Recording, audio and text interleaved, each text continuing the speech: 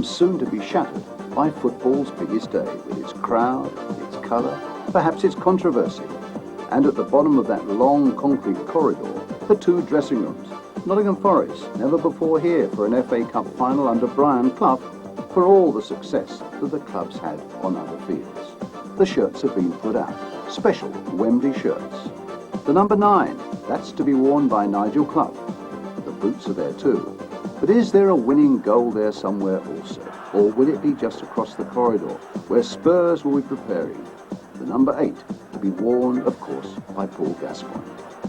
The kit, waiting for the men. For both sides, the preparations will have been meticulous. Not least, the timing of the journey to the stadium itself. Spurs are the first to arrive.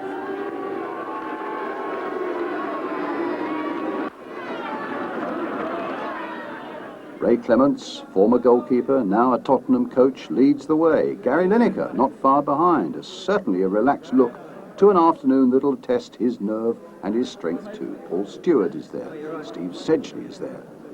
One by one, they file in to that famous Wembley dressing room. Wembley is a place for winners, they say. But will Tottenham be winners today? Nottingham Forest are the next to arrive. Nigel Clough, the first to get to that Forest dressing room. Gary Crosby, the young goalkeeper Mark Crossley, and the young fullback Gary Charles. Roy Keane, the young Irishman, and Steve Chettle. Des Walker, so important for them at the heart of the defence, and Lee Glover, and last of all, it's Brian Clough. Out on the pitch, as ever, Paul Gascoigne, the centre of attention. Sober-suited Forest, also looking forward to getting that first touch of the Wembley turf. The fans are keyed up for it all as well. It's a big day for all the players. Is Spurs midfield man Paul Stewart keyed up too? Yes, I mean, it's something you dream about, isn't it? And it's coming around. I'm just going to try and enjoy every minute of it. It's been a big transformation in your game since you moved into midfield. Something you've enjoyed doing? Well, I mean, I've gained a bit of success from moving into midfield, but you know, I enjoy just playing in the side. That's all. Hope it goes well for you. Thanks very much indeed. Spurs skipper Gary Mabbott was a loser in '87. He'll be looking to put that right now. Yes, very much so. I think the last 5 weeks is the semi-final victory over Arsenal. Everyone's been looking forward to this game, and for finally arriving, looking forward to it very much indeed. And you'll be hoping for another goal on this occasion? Yes, I scored 2 last time, and I scored 2 in the right end this time. Hope it goes well for you. Thanks very much. Thank you. A true carnival atmosphere then at Wembley.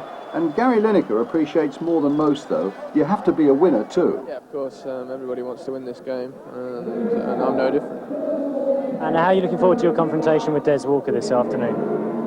Well, it's always a good battle with Des. He's such a tremendous defender, probably one of the best in the world. But it always makes it a bit more interesting when you come across the best. Not trying to outwit them, but it's a team game, and if we play as well as we can, then one man can't stop us. And I don't know actually whether Des will mark me. The last time we played Steve Chettle was on me, and they kept Des in the centre. If Des marks me, then I should try and take him into areas he doesn't really like to go. It's been a long year since the World Cup. You played a lot of football. There's been quite a lot of talk about you being tired. Can you lift yourself for this big game? Yeah, it's quite easily. I don't need anything to lift me for this one. There's no bigger one-off occasion in club football than an FA Cup final. It's a special day, and I think everybody's highly motivated. Everybody, of course, has Wembley memories. What about the Forest coach, Archie Gemmill? Always winning ones, so hopefully it'll continue to be. And how does Forest skipper Stuart Pearce compare this to the big days in the World Cup? It's every bit as big, obviously, you know. This is probably the biggest you can get one day for your club. The League Championship's big, but on a one-off, one-day basis, this is as big as it comes, really. How do you rate the potential of the side in terms of beyond today? Well, I mean, 3 years ago they were saying we'd be a good side in 3 or 4 years' time.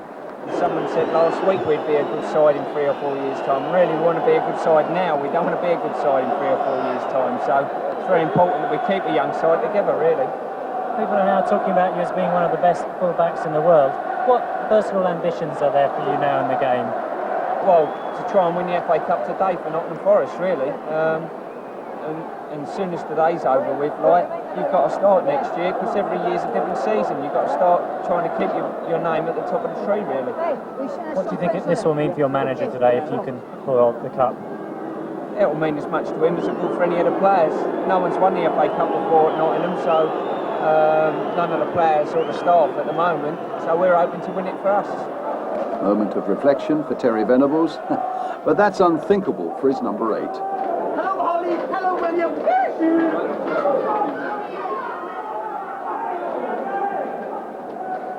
But what does Terry Venables think now? Yeah, it is. It's a nice finale to a very difficult season, and we just hope we go that extra bit further now and win it.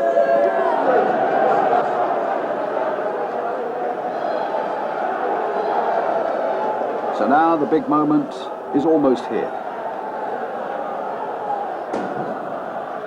Two of the most charismatic figures in football management, Brian Clough on the left, Terry Venables on the right.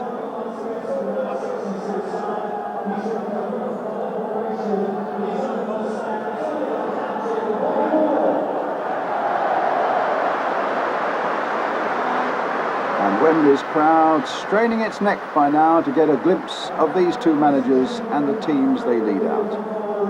Brian Clough seeking his first ever victory in an FA Cup final as a player or as a manager. Terry Venables seeking a record 8th win for his Tottenham team. A win that would also ease the financial burdens on the club with qualifications for Europe next season. There have been times when these two managers haven't always seen eye to eye. But here, at any rate, it seems to be a relaxed and a friendly atmosphere at Wembley. Two managers who believe in the principles of fair play, good passing, and stylish football that goes with it.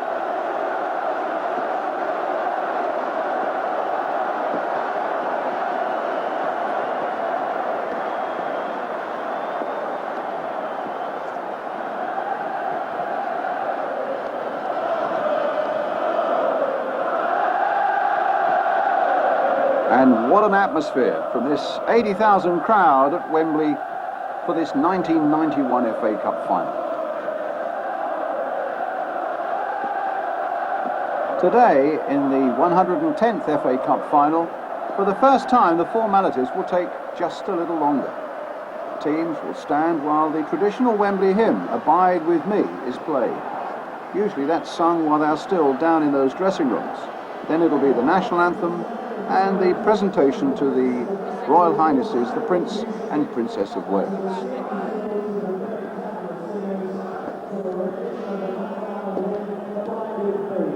The words are on page 3 of your programme.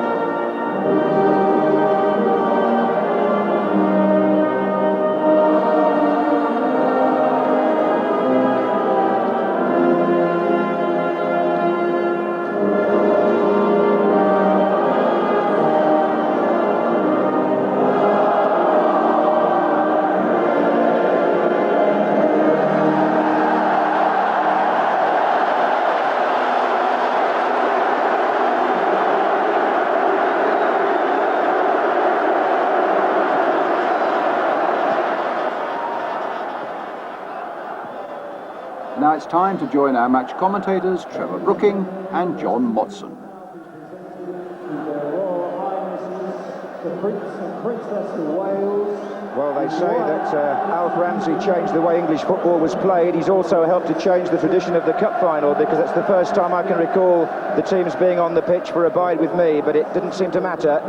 And as Desmond Lynham said, it was well observed, as I'm sure will be the introductions now, because this too is breaking new ground at Wembley. We have 4 royal guests: the Prince and Princess of Wales, the Duke and Duchess of Kent.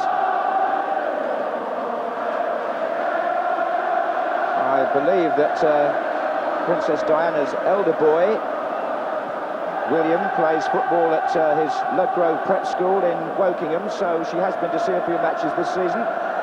Not one as big as this, though. Neutral green, with perhaps a touch of forest red.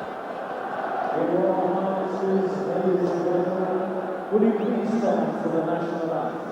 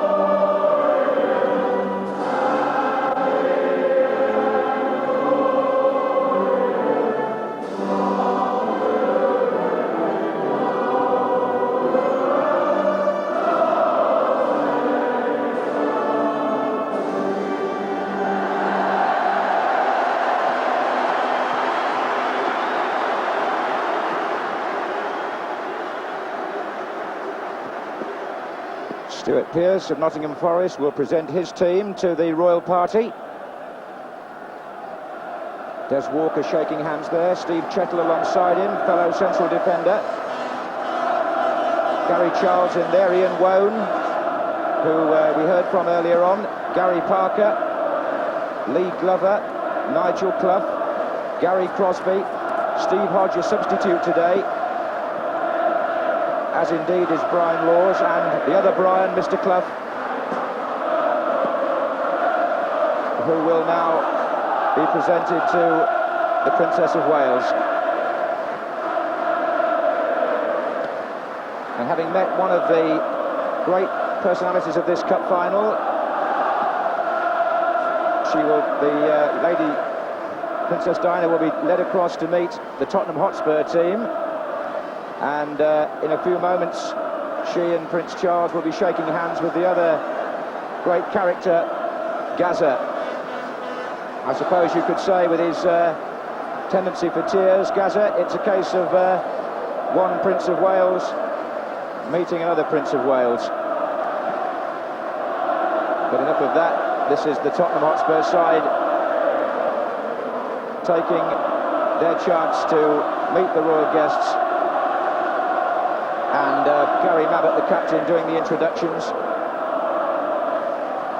And at the end of the line, the referee, Roger Milford, and his 2 linesmen, Peter Newton and Peter Brennan.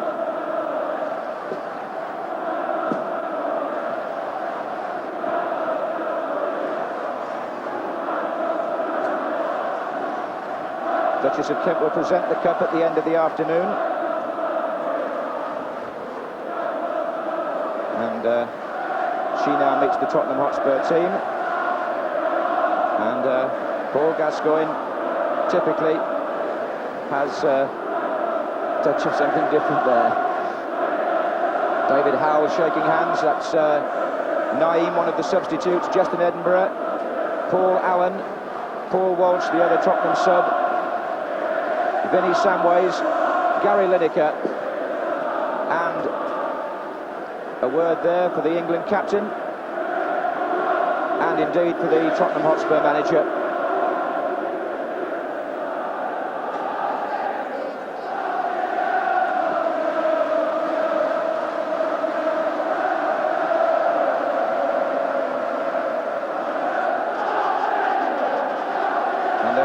bonuses have been introduced to all the main performers here today.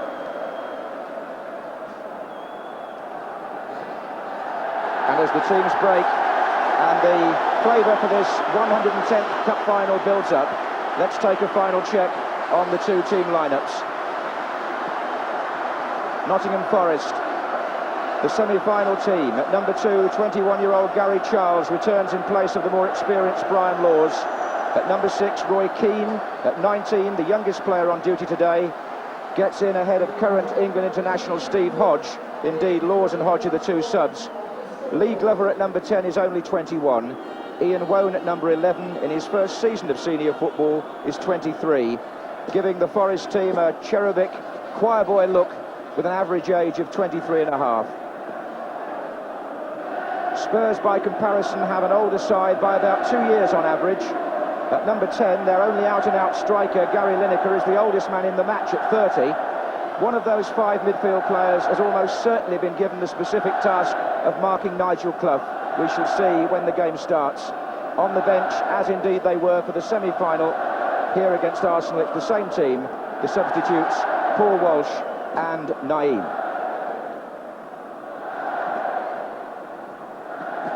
Brian Clough, having come out smartly attired in his suit, has in the past at Wembley disappeared behind there to put on his more comfortable tracksuit, and it looks as though he's going to do the same thing again.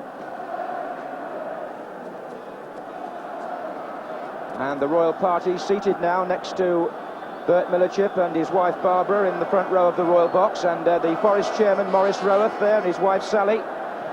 Maurice Roweth sitting next to Her Royal Highness Princess of Wales, and in the centre circle Roger Milford and his two linesmen greet the two captains, Gary Mabbott and Stuart Pearce. Two of the great leaders, these players.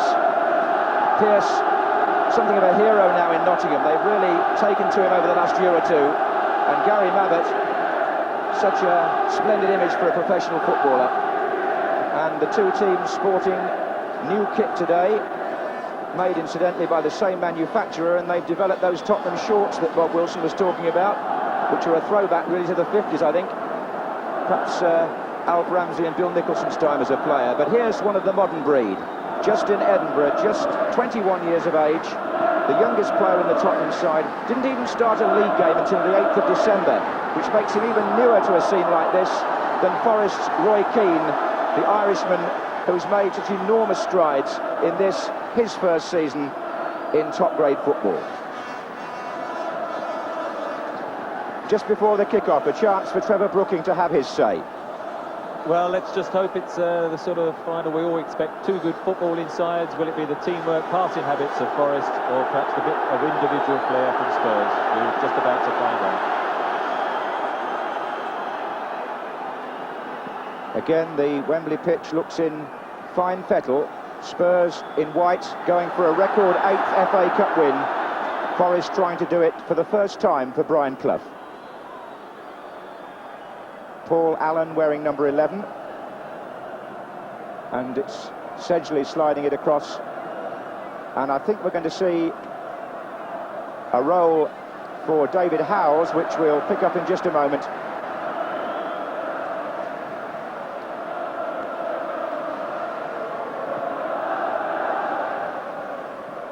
That was Parker, and this is Stewart. Now, as Nigel Clough went forward there for the first time, the man tracking him is number 5, David Howells, and that may be a Terry Venables tactical ploy, but that's certainly a tough first challenge, to say the least. And Gascoigne walks away, and the player on the ground is Gary Parker. Well, there were one or two tough challenges. There's one between Nigel Clough and Paul Stewart earlier, and then that one where Paul Gascoigne definitely did, I thought, a little bit unnecessarily follow through, but the first couple of minutes you always get a few hefty tackles, as you see, as it comes through, and it was even worse than I thought. Followed through and into, looks like the stomach, in fact, of Gary Parker, and no wonder he's doubling up. And that is the side of Paul Gascoigne I hope we don't see. Do you think the referee should have taken any more action over that? I think if he had the benefit of seeing our replay, he might well have done. And I don't know what Paul Gascoigne is saying to him, but having seen it again, he was fortunate not to get more than just a warning. Roger Milford actually took charge of Tottenham's match at Liverpool last Saturday, only a week before the final, so he's pretty familiar with the Spurs players.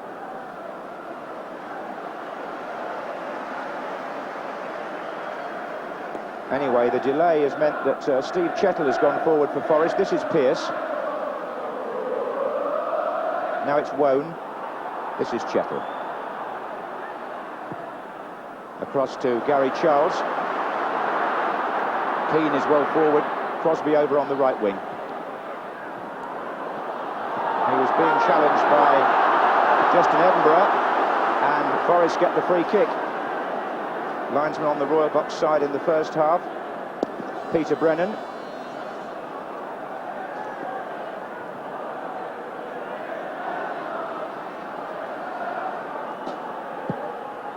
That was Chettle, and away by Van den Hauwe.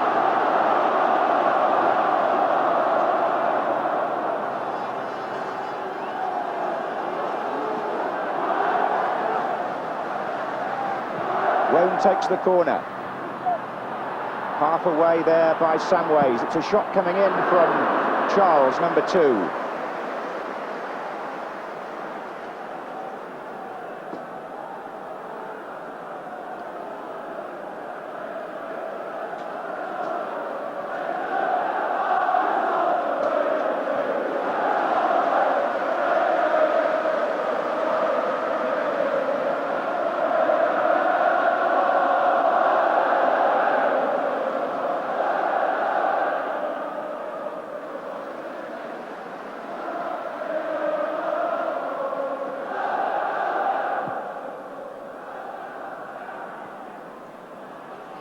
That was Lee Glover playing up front with Nigel Clough, then Paul Stewart in midfield for Spurs. This is Keane. Charles.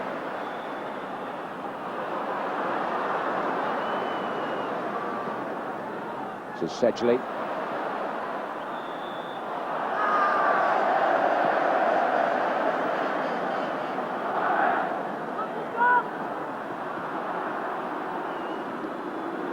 This is Gascoigne. Forest fans packed at the tunnel end of the stadium to our right, and the flag's up for offside against Gary Lineker as he runs in their direction.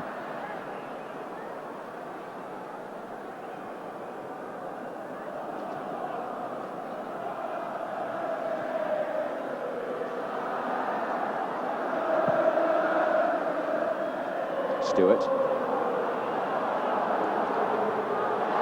This is Allen. And it's Vinnie Samways pressing Des Walker.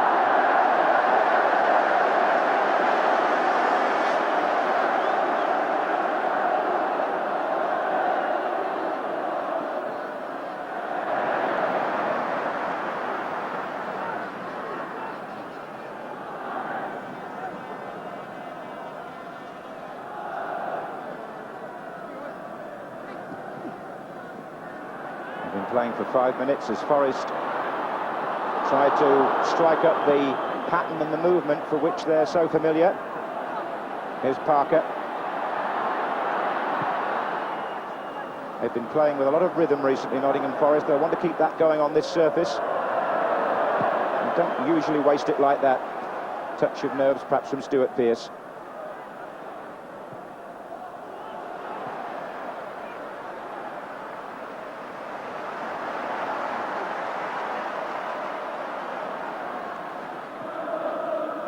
Here's Gascoigne.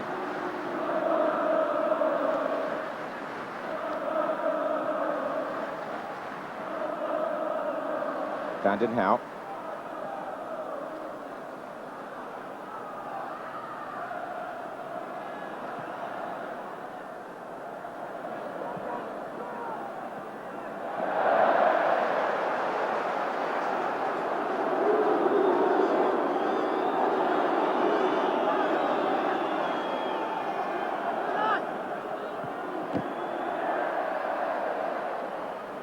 Spurs will be looking for the explosive start they made to the semi-final as they push forward for the first time. Here is Gascoigne.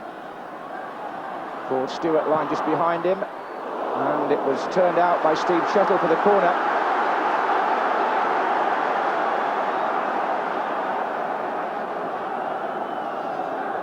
And Gascoigne will walk across to take it. David Howells is well forward there, number 5. Stewart going into the 6-yard box as well.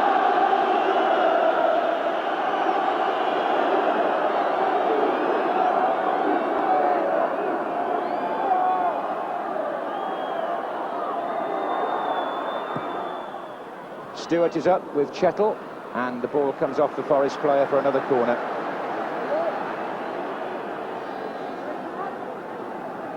Gascoigne practicing the in-swinger. Gary Mabbott and Steve Sedgley are both forward, but they're much deeper, waiting to come in.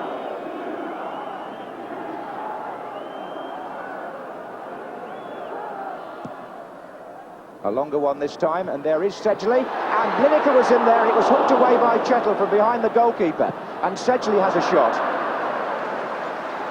Well, Forest had men back there, and Mark Crossley was pleased about it, because the ball went behind him as Lineker tried to get in, and there was good cover. Chettle notably was there for Forest, as Lineker forced the ball past the keeper. Number 5 Chettle clears.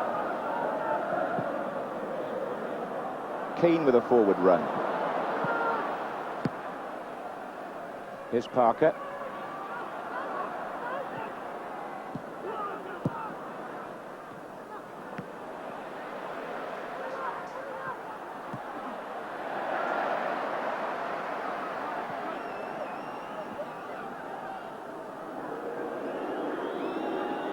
Well, the first little lull and first little glimmer of a chance just now. They're quite sort of good in the air at set pieces, Spurs. I think we've got a slight dominance in the air. Forest aren't renowned for dealing with crosses, and Mark Crossley tends to stay on his line rather than come out and take them. And Sedgley got a good firm header, and it was just as well Pearce sort of hustled Lineker, as I say, the first half chance of the match. Lineker again. That was from behind. Nottingham Forest received an award this week as the fair play team of the season. They only collected 45 disciplinary points in their league matches. That was the best record in the country.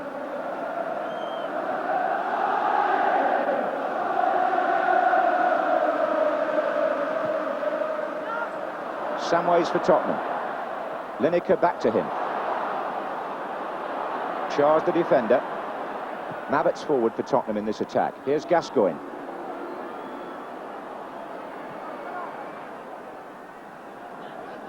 And again, Wone. Vanden Hauwe. Vanden Hauwe wears number 3, but plays on the right of the Tottenham defence. And Edinburgh number 2 on the left. That's for Stewart. Walker's header. Pearce. Wone.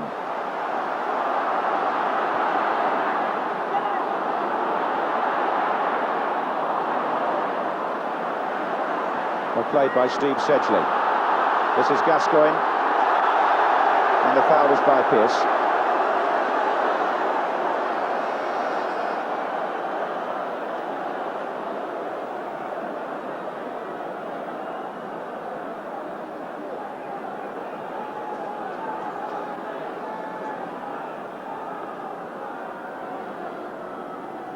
Been playing 10 minutes. Here's Samways.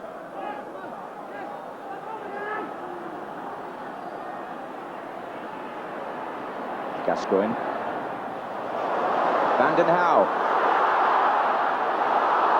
And it was the challenge by Walker that stopped him.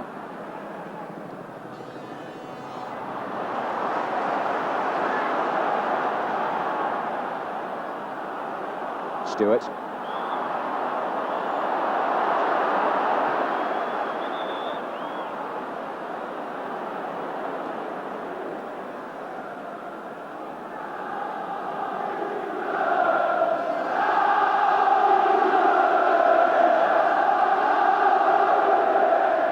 Cross by Vanden Hauwe, and that's floating a bit.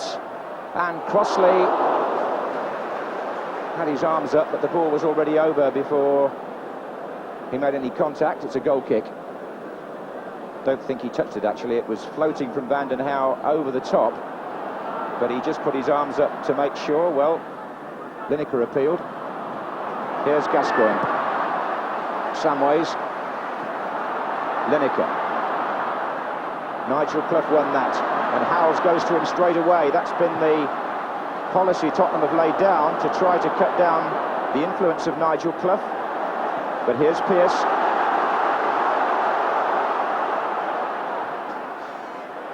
And Torsbeck came confidently nearly 18 yards to meet Roy Keane.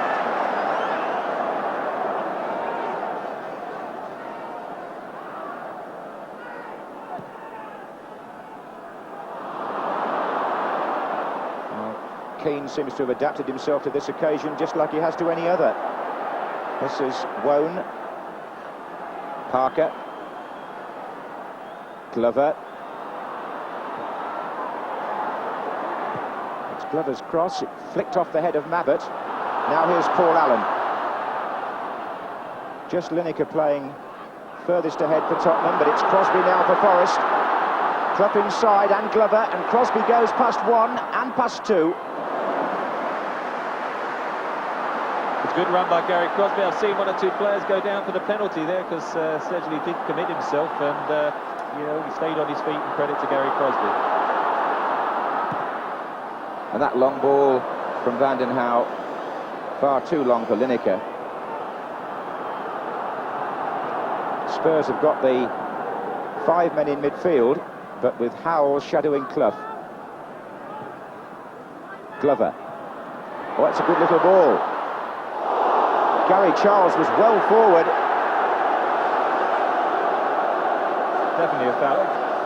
There's an injury there. Paul Gascoigne, who was the one who lunged for Gary Charles. Gary Charles, for me, could be very much a key player because the way Howells is shadowing Clough, Spurs haven't got anyone out wide, and he can make these sort of runs here. Paul Gascoigne, I mean, it's a terrible tackle. I mean, you know, missed time. He was never going to get the ball, and very rash, and he's hurt himself doing it. And it's not his strongest point, and we've had two now bad challenges from him. Although he's settled down, keeping possession in his normal manner, and he's enjoying the fact that he's not, in fact, got a man marker on him today. Just seeing this again, I think we have to ask the question here, Trevor, if that had been any other player than Paul Gascoigne, with his second offence of the match, should he have had the yellow card, or will Roger Milford speak to him when he gets up? Well, it doesn't matter who the player is. It was a bad tackle, and you know, I've seen people booked for less than that, and the fact that it was the second one, and I think the one in the opening minute looked worse the second time we looked at it. That one looked bad right from the off, and as it happens, Paul Gascoigne has come off worse than Gary Charles, but I would think he'd have to be very close from the next time round to going and being shown a yellow card, although he looks as if he's struggling a little bit as he gets on his feet. Well, Terry Venables will be concerned about his fitness. I think one ought to, as you say, treat it the same as it would be for anybody else, and it's got to be, and I think he's rather fortunate not to have had a yellow card for those two tackles, putting them together. Anyway, it's a free kick to Nottingham Forest with 15 minutes gone, and Stuart Pearce is always a danger here. Gary Parker standing to his left, but Pearce possibly lining up a left foot shot for Forest.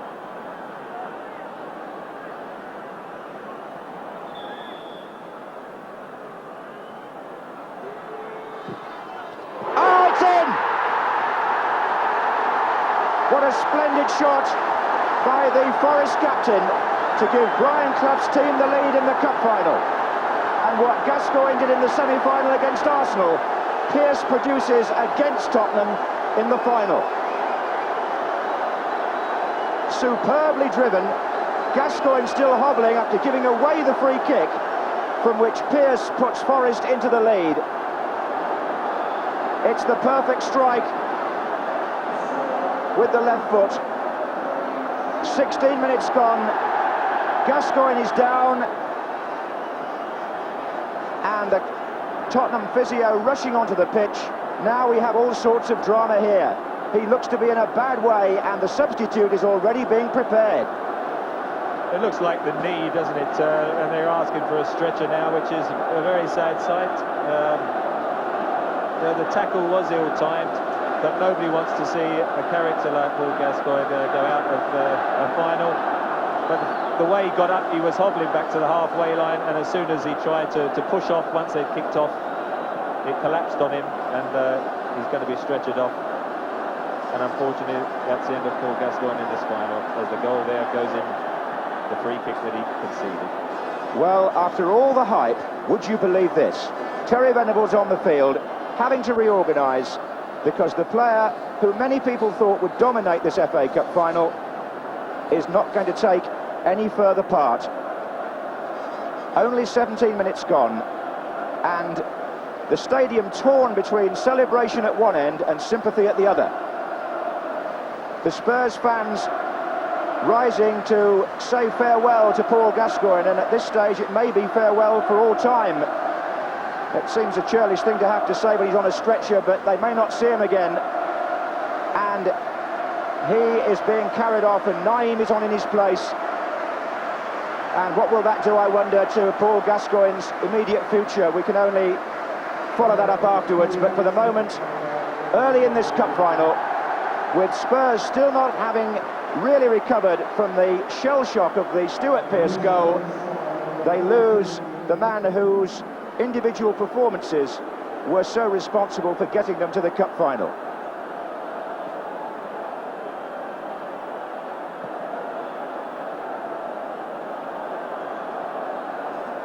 Well, there were tears in Turin, and I'm sorry to say there are going to be more tears today. But taking nothing away from Stuart Pearce, whose goal has put Nottingham Forest into a commanding position in this cup final. This is Allen for Spurs. It was a wonderful shot by the Forest captain. And it was his 16th goal of the season from left-back, and not one of them has been a penalty. Well, the injury to Gascoigne had tended to distract us away from what a magnificent strike it was. From the minute he left his foot, it looked in. Eric Torsved seemed to be unsighted because he was standing that side of the goal when the kick was taken, and then didn't move before it hit the net. And you know, the way the ball is lined up, you're encouraging him to hit the side the keeper stands. So he'd probably be disappointed that somebody got in his line of vision.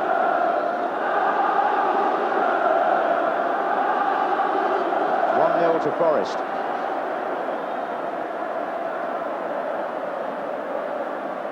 Well, Gascoigne it was whose rash challenge on Gary Charles actually put Spurs in that position, defending a free kick, and then no sooner had they restarted the game, having gone one down, than he collapsed and is being stretchered off. This is Nigel Clough for Forest to Gary Crosby. Naeem has come on wearing number 14 and gone into a midfield position, but there is the man who has dominated the back pages, the front pages and the supplements for the last week or so, and who would have thought he would have left Wembley on a stretcher?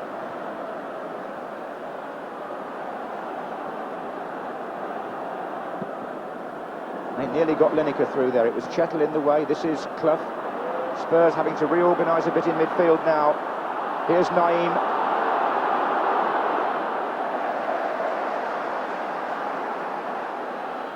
20 minutes gone, and it's Nottingham Forest 1, Tottenham Hotspur 0.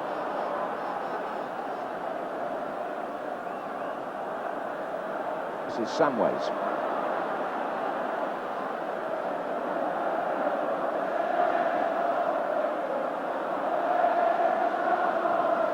Lot depends on Vinnie Samways here now. I mean, he played very well in the semi-final against Arsenal, and he'll have to take on the mantle more centrally now that Gascoigne was due to. This is Pearce, Parker.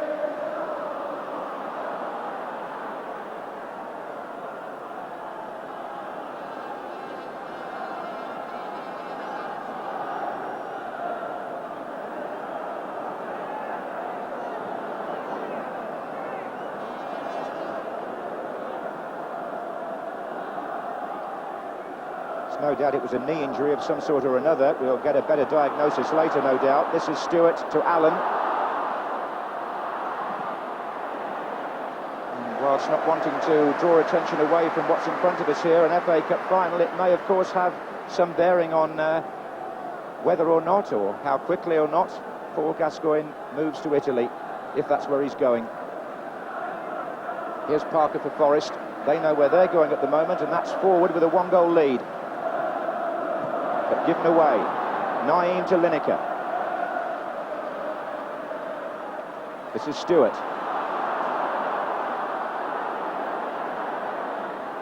Allen.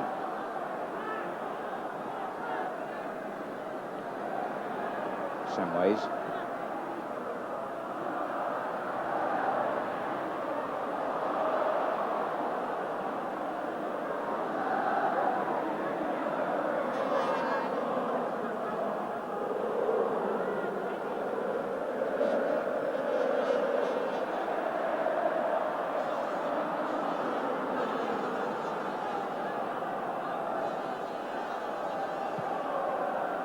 There's an almost subdued feel about Wembley at the moment, as though the injury has taken the edge off everybody's anticipation and enjoyment.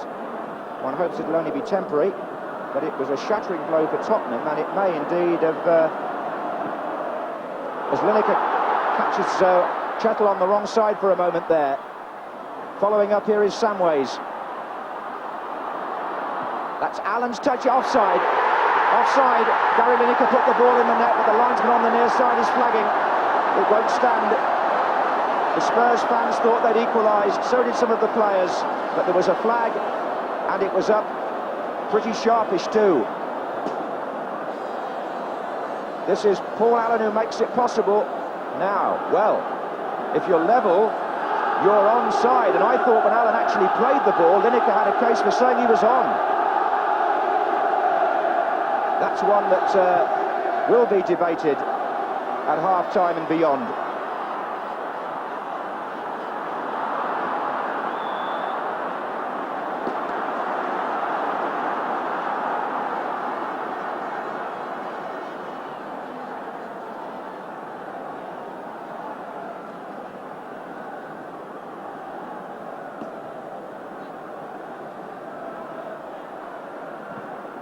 That's forward by Van den Houw. And this is Mabbott and Edinburgh. Now that was a moment when Tottenham will look back and wonder if they were the victims of a questionable decision. I know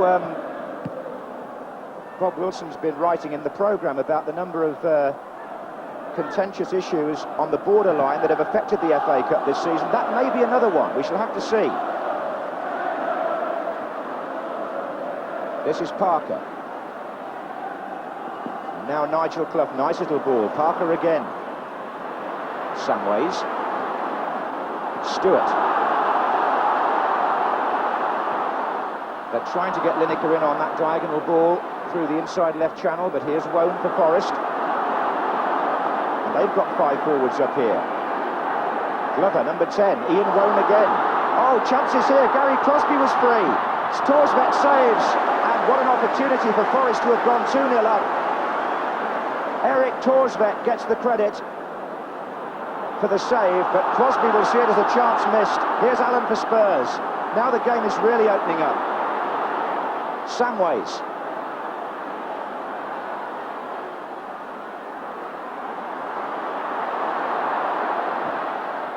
Well, did you see that as a chance that was wasted, or did you give the credit to the goalkeeper, Trevor? Well, I think you've got to credit Torsved there that he spread himself. It was an excellent move. I mean, Spurs now being 1-0 down, they have to push men forward, and then they got caught on against one of the best counter-attacking sides in the league, Forest, and it was a good movement between Wone and Glover. Played it square then, and Gary Crosby, I think 1 or 2 players square of him are asking why he didn't give it square, but in those situations you often try and lift it over the goalkeeper. If they'd gone in and been a hero, the fact it got blocked by the goalkeeper, then 1 or 2 teammates will query it later. Well, we've been playing 25 minutes. It's 1-0 to Forest. It could have been 2. Here's Wone. And will it be now? No. On the other hand, it could have been 1-1 if Lineker's effort had counted. So there's plenty to talk about here at Wembley, not least the injury to Gascoigne, which has made Tottenham reorganise. Here's Allen. This is Van den Houw.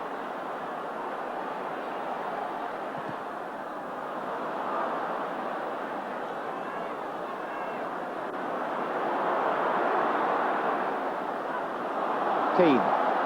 Well, Gary Crosby, I had to just remind myself, did score in the semi-final from precisely that position, the first goal against West Ham, so he could hardly be blamed for trying to put it past the keeper again. That's Samways, looking for Lineker. They need support, Tottenham here, coming up. Here is Samways again, taking over the main role in midfield. Naeem, hit Chettle, Samways, hits Chettle again, Naeem. David Howell's waiting in the area now as the cross comes in. Paul Allen!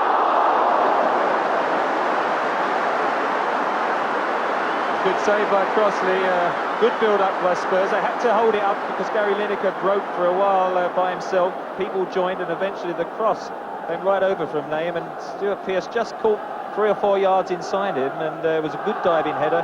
It's one of those, I think, Crossley, you either hold on to or they fly past you into the net, and that occasion he held on to it. Well, there have been opportunities and possibilities at both ends since Forest took the lead. It's been a very exciting 10 minutes. This is Parker. Won't. Lee Glover, number 10. And Glover goes again. Good tackle by Vanden Hauwe. Stewart.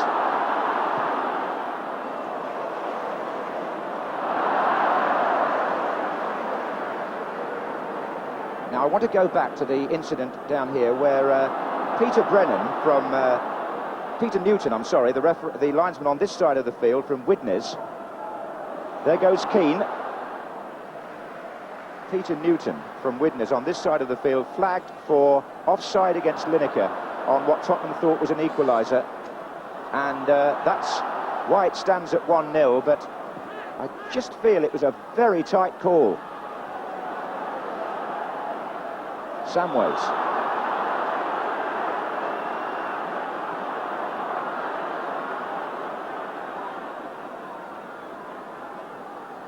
Now, what do you make of all that, Trevor? It was a very exciting period, wasn't it?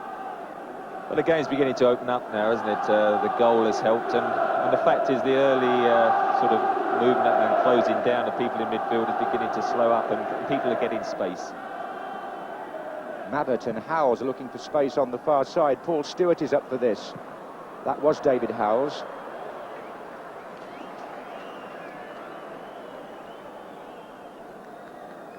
Whenever Forest and Spurs have met in recent seasons, it's been a good, fast, open game with usually a lot of scoring chances, and this looks, from the start, to be no exception. The slight problem Spurs have is getting sufficient men forward, because by pulling one of their midfield players, Howells, back to mark Clough, and they've got Sedgley marking Glover, and both fullbacks, Vanden Hauwe, Edinburgh, don't get forward that much, and you've almost got Gary Mabbott sort of marking as a sweeper, working behind the two markers, and they're struggling to get numbers forward to join Lineker. Was Allen getting back to challenge Parker, and Glover had cut off the pass back. Howells, Vanden Hauwe. No foul given. Vanden Hauwe looks at the referee, play goes on, and that's Mabbott challenging Glover. Quarter of an hour left in the first half at Wembley in this FA Cup final. Nottingham Forest lead Tottenham Hotspur by 1-0. A superbly struck free kick by their captain.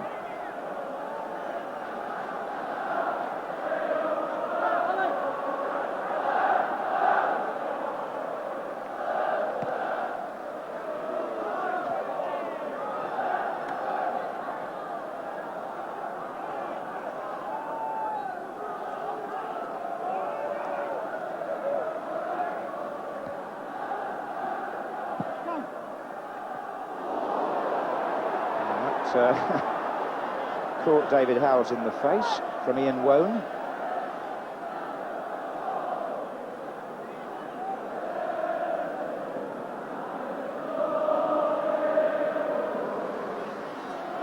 To Sedgley. All-seater crowd now at Wembley of 80,000, and they've paid gate receipts alone today of well over £2 million, but they've seen the £6 million player carried off.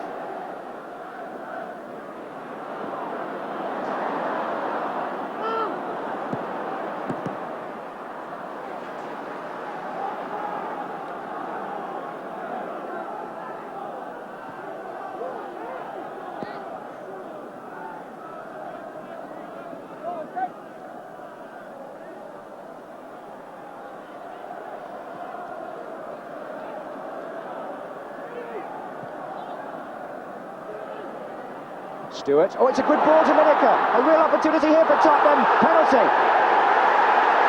Now, what does the referee do about the goalkeeper? Lineker has been brought down by Crossley. Spurs have a penalty, but in the Football League this season, referees have been sending goalkeepers off if they call it a deliberate foul to prevent a goal-scoring opportunity.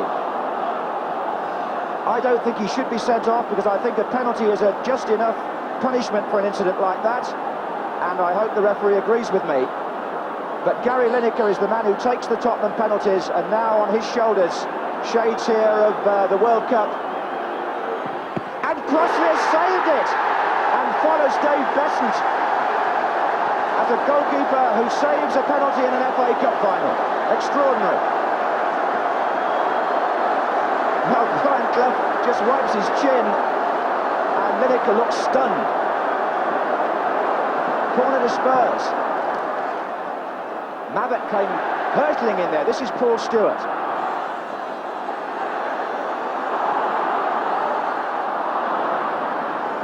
Forward now by Edinburgh. Well, I hardly got time for the moment to go back over that, but Gary Lineker was clean through, went round the goalkeeper, was brought down, took the kick himself, and here's 21-year-old Mark Crossley making a superb save. That's going to go down in Wembley folklore. Although the pedantics might say, and Terry Venables obviously disappointed not to be on level terms here, might say that in other matches with other referees, Crossley might not even have been on the pitch to save it. Trevor Brooking. Well, great piece of play by Paul Stewart.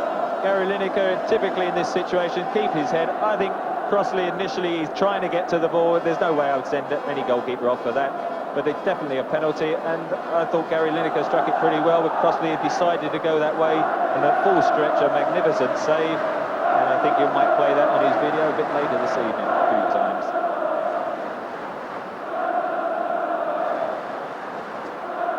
There's the long throw. There's Stewart up with Mabbott. Oh, that wasn't a bad effort at all. Gary Mabbott getting through to strike it as it came back off Stewart. Tottenham captain there, getting into the attack. But Crossley will be on a high at the moment. His nickname is Norman in the Forest dressing room because they think he looks like Norman Whiteside, another former Wembley hero.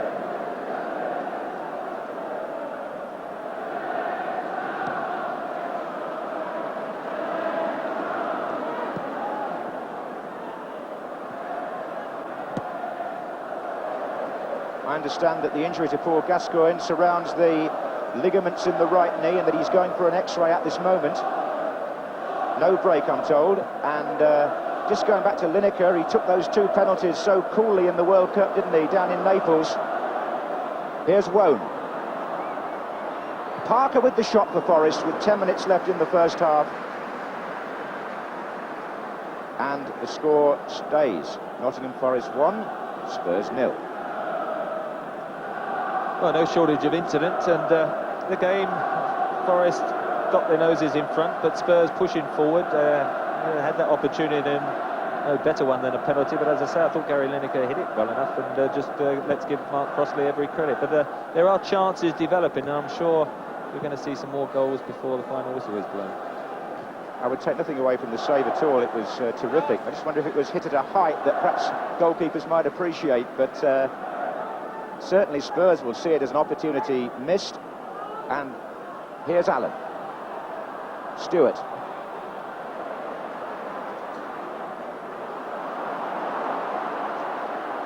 So here's Gary Charles to Gary Crosby. There was a late challenge there, just in Edinburgh. Very late in the tackle. It'll be a free kick. What a frustrating first half for Gary Lineker it's been, the England captain. Put the ball in the net only to see the flag up for offside, which he contested, and then round the goalkeeper, brought down, took the penalty, had it saved.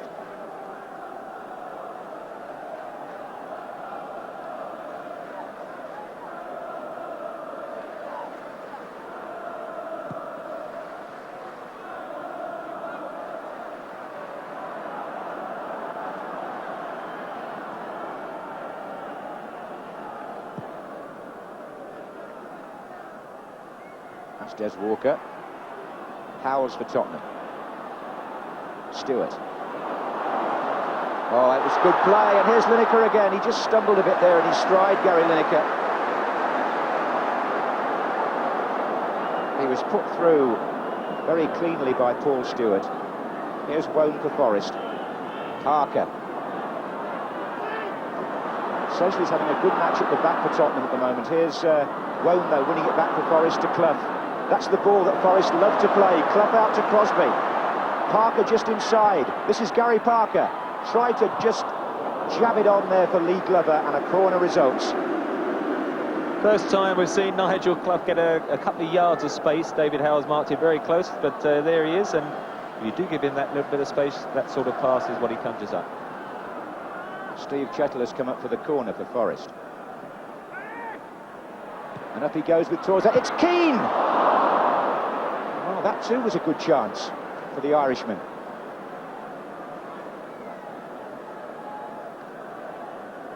Yeah, near post corner, Torsved comes trying to punch it, I think, rather than catch it, and it just sort of drops down, and Roy Keane actually waiting for the ball to drop, and snatched at it, hit it a bit early, and floats over the crossbar. But as you say, good opportunity again.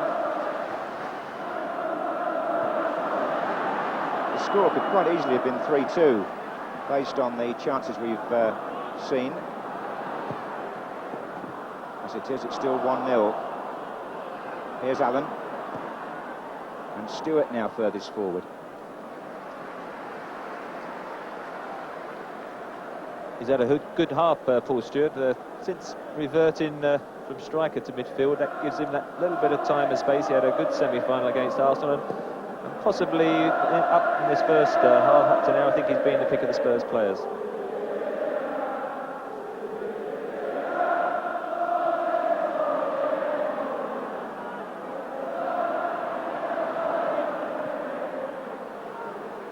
Six minutes left in the first half here at Wembley.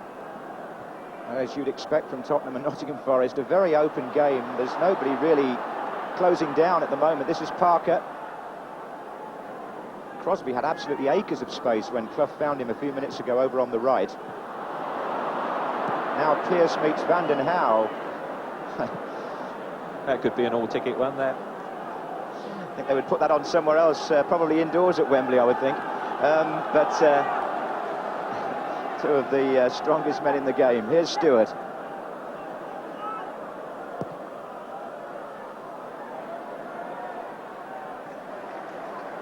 Allen.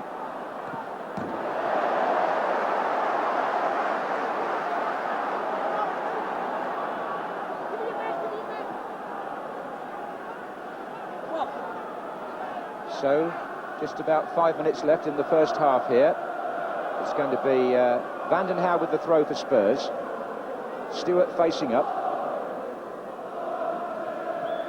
Lineker, but a foul by Stewart.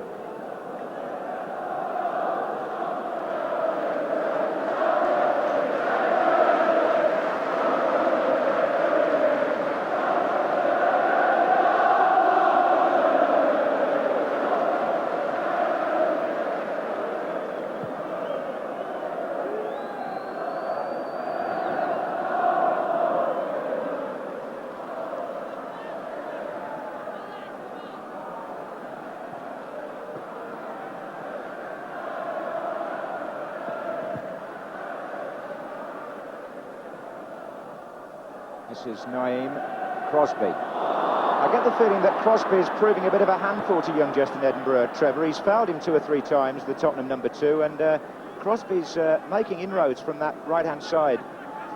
Well, Gary Crosby likes to run with the ball. He's got good dribbling ability, and like any winger, once you've got running at your defender, you've got the defender in trouble. And Edinburgh is a young lad, and he's just got to learn not to dive in rashly and concede free kicks, but make sure he's tight enough to Crosby that they can't play it to feet and let him run at him. The last foul there was by Sedgley on Glover.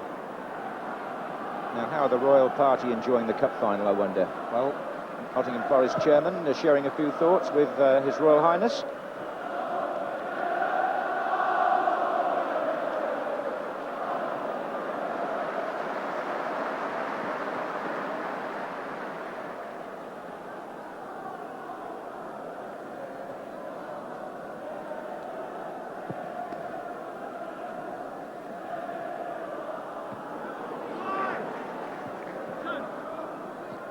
That was Wone. Across comes Mabbott.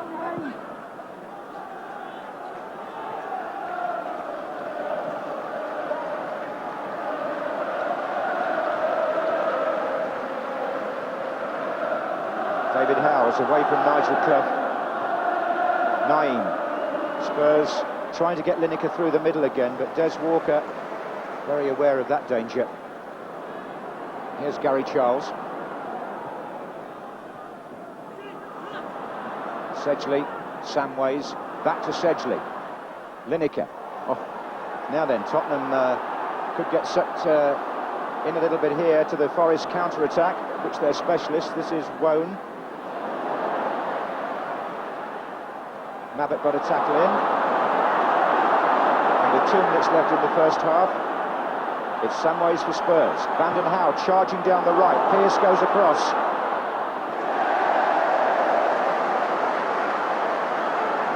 They share a common nickname there, Psycho. Here's Samways. Certainly that's what Vanden Hauwe was called at Everton, and it's what Pearce is called at Forest, but with great affection, I might say, by their supporters, especially after his goal today. Here's Parker. And now Clough, and once again Tottenham have left the Clough-Crosby combination with room in which to manoeuvre. Gary Charles is down that side as well. This is Crosby. Howes cut it out. Naeem, Allen. Now there's space for Tottenham in midfield. Stewart. And that's Paul Allen running through, and Keane it was that turned it back, played a 1-2 with his goalkeeper, and rather more coolly than perhaps it was, walked away. That was fortunate, as you see the ball coming here. Takes it in the run, Allen, and Roy Keane slides in, and it gets stuck between Crossley's legs. Could easily have gone through and trickled in towards the empty net, and Crossley and Keane will both be relieved at that. Paul Allen, a good little competitor, and having a good battle going forward against Stuart Pearce, and apart from that free kick, has stopped him venturing forward.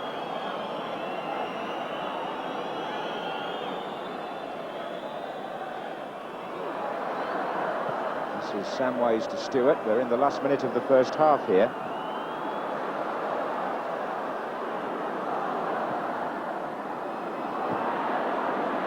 This is Keane for Forest, and that's well played again. They're using Crosby so intelligently at Forest, and Edinburgh doesn't like it very much.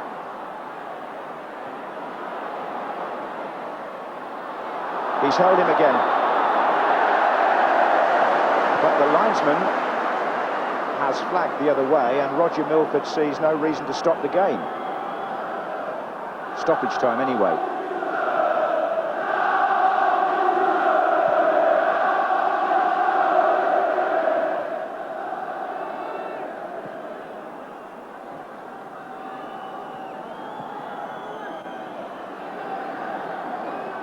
Forward by Sedgley.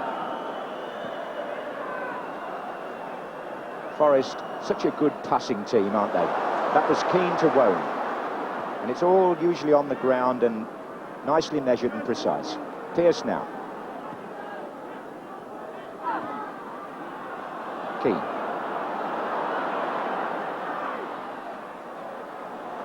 This is Wone.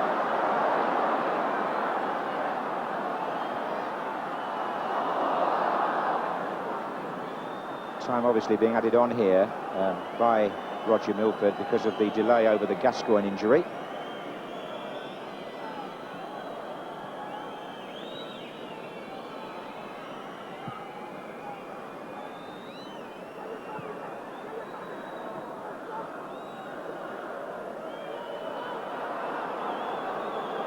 Now Edinburgh in the attack. Charles.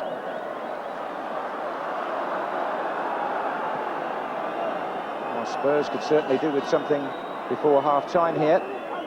They're leaving the long throw for Steve Sedgley. Howells is deep in the penalty area, coming to meet it. So too was Keane. That was Edinburgh, back to Sedgley.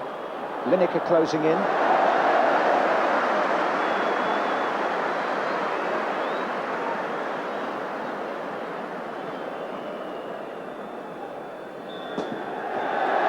Time arrives in the 110th FA Cup final with lots to talk about. Nottingham Forest leading by 1-0. A stinging free kick by Stuart Pearce on 16 minutes.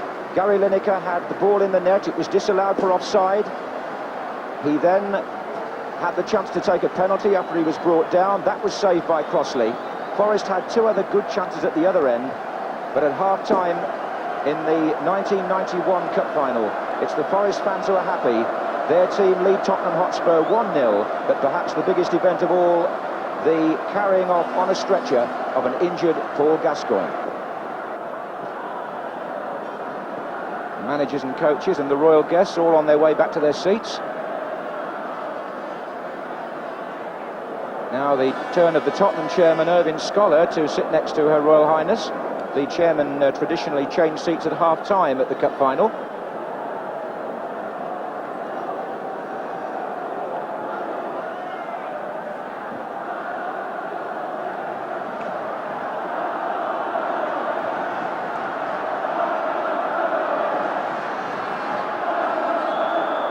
So away we go with Forest now playing from left to right.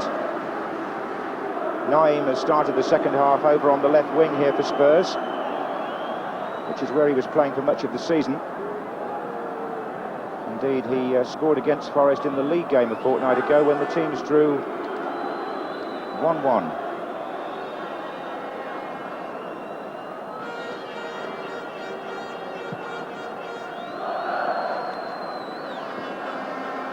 Abbott contesting that one with Glover. Here's Pat van den Hauwe.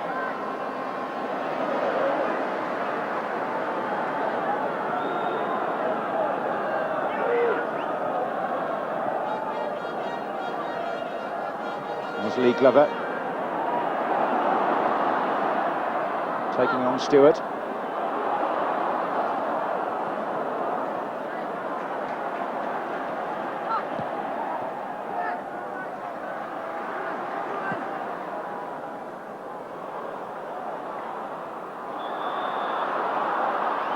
Flag is up and it denotes that it's a free kick to Nottingham Forest.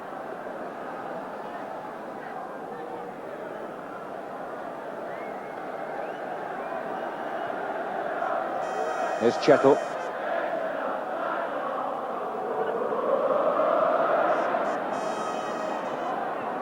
Wone into Clough. That's a good return ball. And the back pass is a bit short, and here's Keane. And hooked away by David Howells. Roy Keane close for Forest. And Spurs glad to see that scrambled away by their number 5. Pearce, Wone.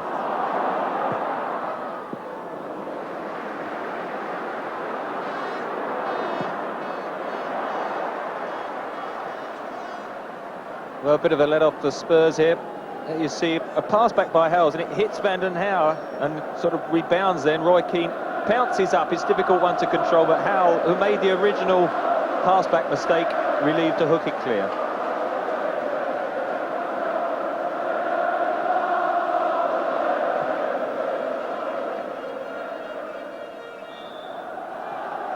And it's Gary Charles who's penalised for the challenge on Naeem.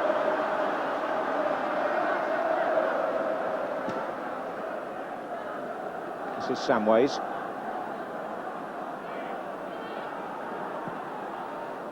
Stewart.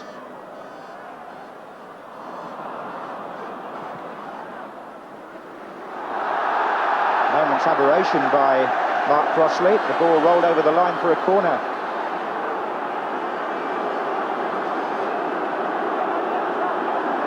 Well, Gary Lineker's right in there. Stewart and Howells have come onto the 6-yard line. Gary Mabbutt is deeper. Sedgley's coming in with the header. Steve Sedgley, who was a substitute when Coventry beat Spurs in the final 4 years ago, wasn't used that day.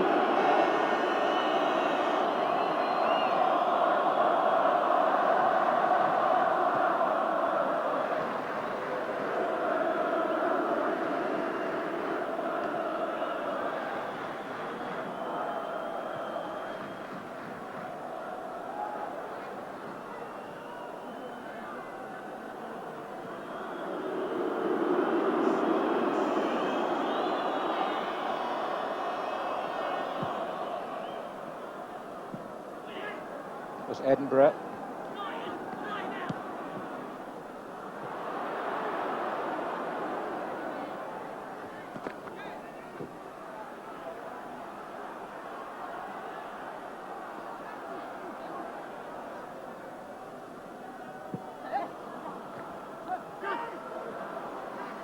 This is Keane.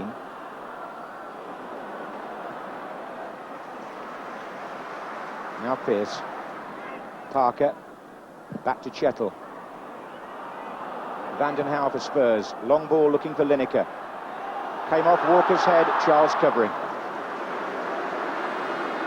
Done well, Gary Charles. Got a lot of pace and, of course, in the England squad for the tour in the summer, so shows the standing he's thought of throughout the game. He has 5 Forest players on that tour in all. And that's a slice by Mabbott. Bring back a few bad memories for him of the cup final.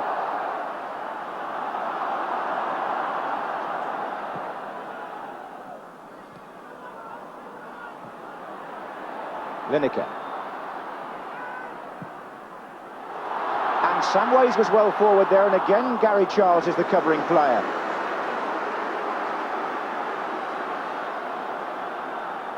Excellent work defensively there, twice in quick succession by the 21-year-old who hasn't been in the team for the last 2 or 3 games. Brian Laws has held that position, but Brian Clough put young Charles in today.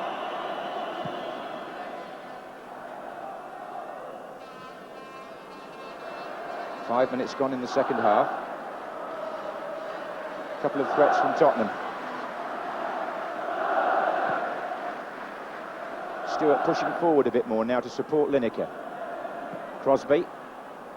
That's where Forest can catch you sometimes, on the break if the defence is still getting back. Wone. Terrific tackle by Mabbott. Oh, look at that for a captain's example, and an identical one from the other captain too. Wholehearted play there on the part of both Mabbott and Pearce.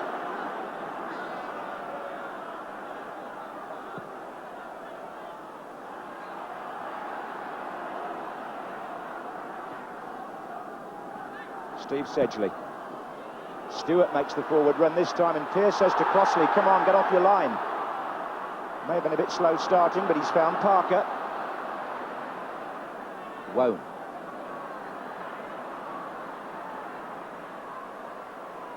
Glover. Sedgley. Paul Allen. Samways going down the right. Stewart through the middle. Tottenham throw. Spurs fans start to get behind their side again. This is Samways to Stewart. Into Allen.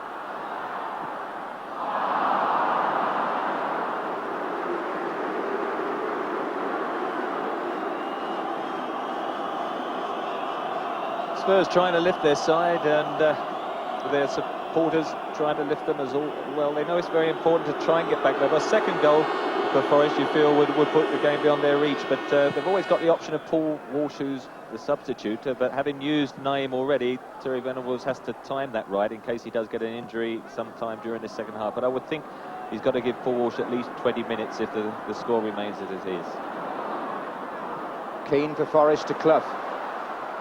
Parker.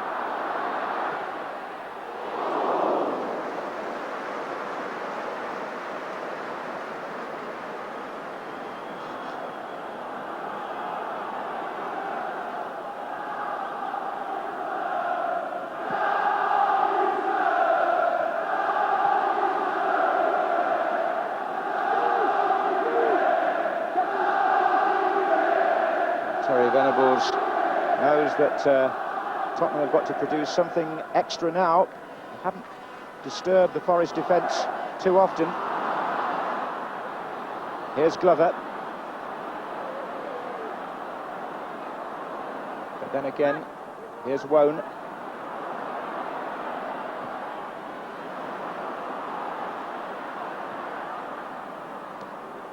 They will look back, of course, on the disallowed effort and on the penalty they missed. How expensive will that prove, I wonder, if at all. Here's Wone. It's Pearce now for Forest. Keane's coming in with the header. Corner. It was turned over, possibly by Justin Edinburgh. Edinburgh did well here. He left his man Crosby and come in and just distracted Keane enough and come off the top of his head and conceded the corner. Which will be taken by Wone. Half away by Sedgley. Pearce is coming in with a header. Offside against Nigel Clough. No need to stop the game.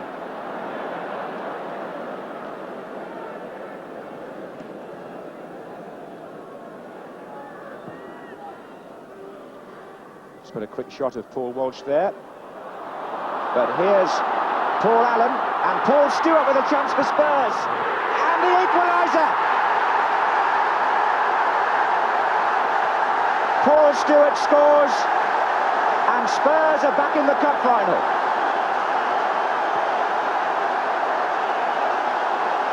Naeem got the ball across to Paul Allen, who really made inroads there. Lineker was one side of him, but Stewart was the other. And Stewart, coming in from the angle, drives that with great accuracy and venom past the right hand of Crossley and into the far corner. And Paul Stewart, who scored Spurs' first FA Cup goal at Blackpool in the third round and hasn't scored since, a run of 18 games. Well, he's got one for Terry Venables today, and it couldn't have come at a better time. It's one each.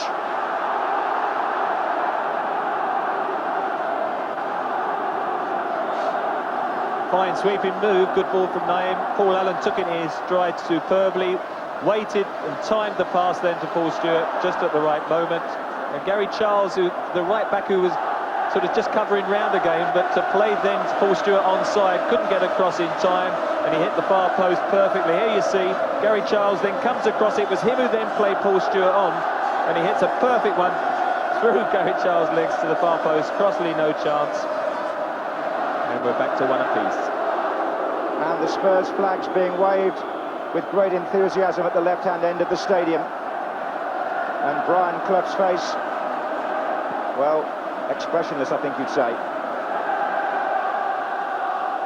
I think perhaps Paul Walsh might have to sit down for a little while now, but the other option on the other side of the bench for Brian Clough is, of course, Steve Hodge. And with his experience, I wouldn't think it would be too long before he might be brought into the action. Here's Edinburgh for a rejuvenated Tottenham. Lineker just inside him.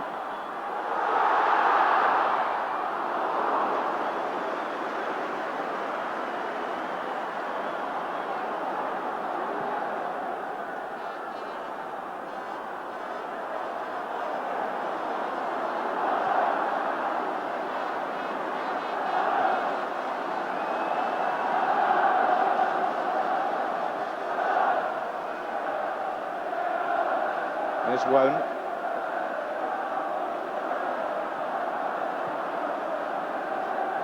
Now it might be Forest's turn to think back on one or two opportunities wasted. Here's Crosby. That's a foul by Naeem, but a good advantage by Roger Milford. Not his fault that Crosby didn't get past the next tackle. Referee allowing the game to flow. That's Naeem. This is Samways. Lineker. Can see Spurs' confidence rising now.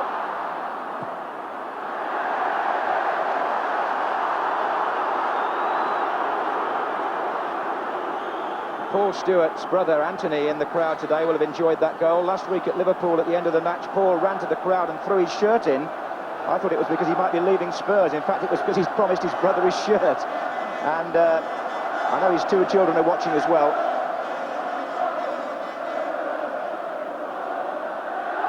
Thoroughly deserved goal for him as well, because he played very well in the first 45 minutes, and he started to make more forward runs to give support to Gary Lineker, and it paid off.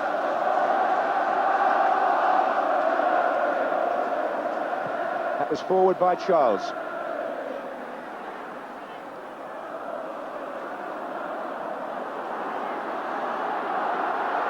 This is Vinnie Samways working well. Stewart again.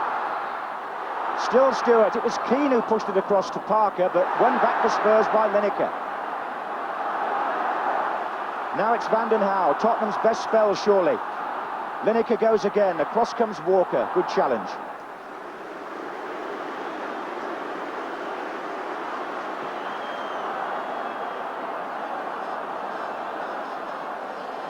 Well, the match has now settled down into a typical Tottenham Forest pattern. First one team coming forward, stringing the passes together along the ground, and then the other.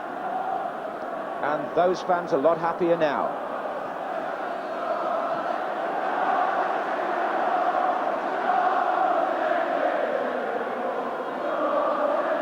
'55th minute when Paul Stewart equalised for Spurs. And here he is again. Nigel Clough comes in with a challenge. Stewart shakes him off, he's so strong. And Paul Allen on the run. Lineker in the middle, waiting for a cross. Good challenge by the Forest captain. It was Clough who lost it slightly in midfield. And Pearce who quickly made up for it. We've been playing an hour. It's 1-1 in the cup final. Samways for Spurs, Nabbit. Allen now.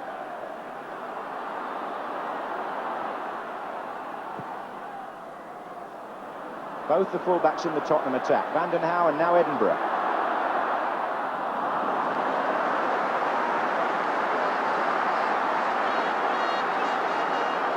Our information is that there's going to be a Nottingham Forest substitution in the not too distant future. And it could just be that, well, it's going to be Steve Hodge, that's for sure. Could be Ian Wone that comes off. They could push Parker onto the left, we shall see.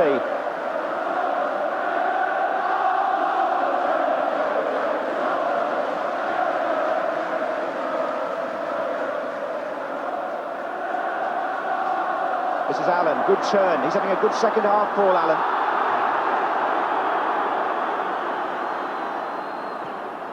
Well, Wone not really in the game at the moment. This is Stewart, because Spurs are definitely dominant in this period. This is Sedgley, offside flag against Naeem.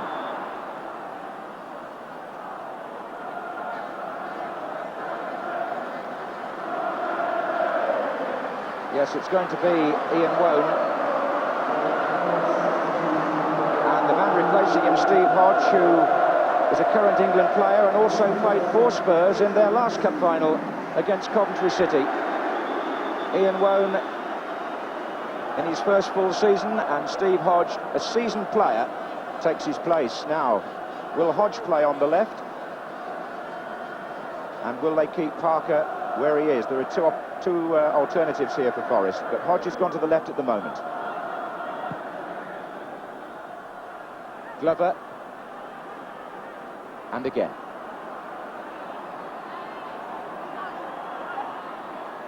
Hodge.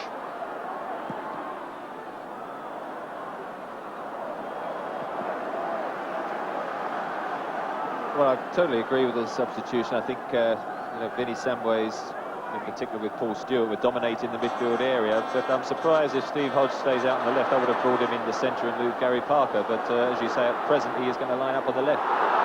And that's Lineker chasing that pass from Naeem. And it's still Lineker. And Allen's following up here for Spurs. And they're giving the Forest defence a bit of a chasing in this 10-15 minute spell at Tottenham. Lineker was away there. It was a well-hit pass from Naeem. Here's Sedgley coming out of the back four again, as he has on several occasions today, making the extra man. Stewart again. And it's Sedgley once more. And Forest have pulled everybody back then to help, including Nigel Clough, who's now trying to get them moving. Hodge, Stewart, Vandenhouw. Spurs seem to have played with a renewed zest since they scored. Samways.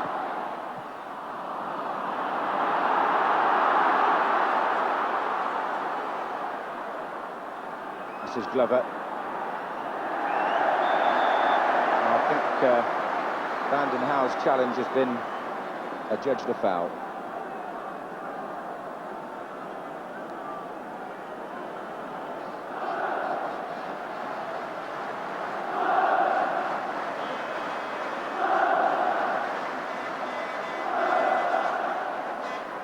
There's Wone. This is Hodge. Tucked into Glover. Hodge again. And now Glover. And still Hodge. Here's Crosby. And it comes to Naeem.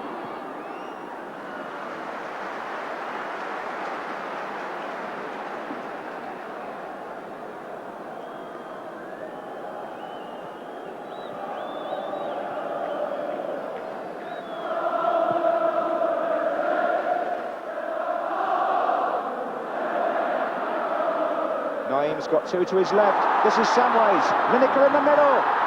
Well collected by Crossley.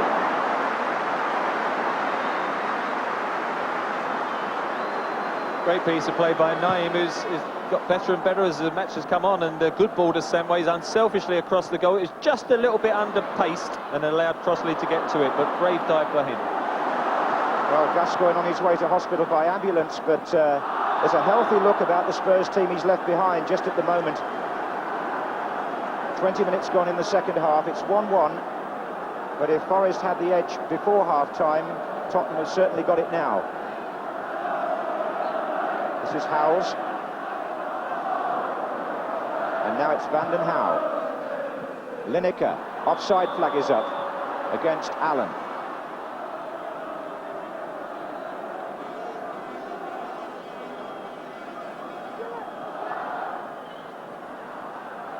Here's Parker.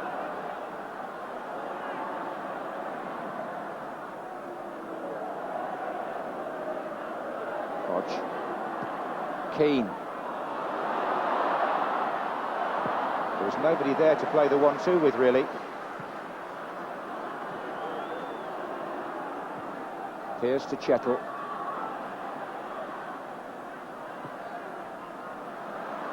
And now Parker. Forward by Charles. Keane. It's come to Crosby. That's a foul. Naeem was bundled over.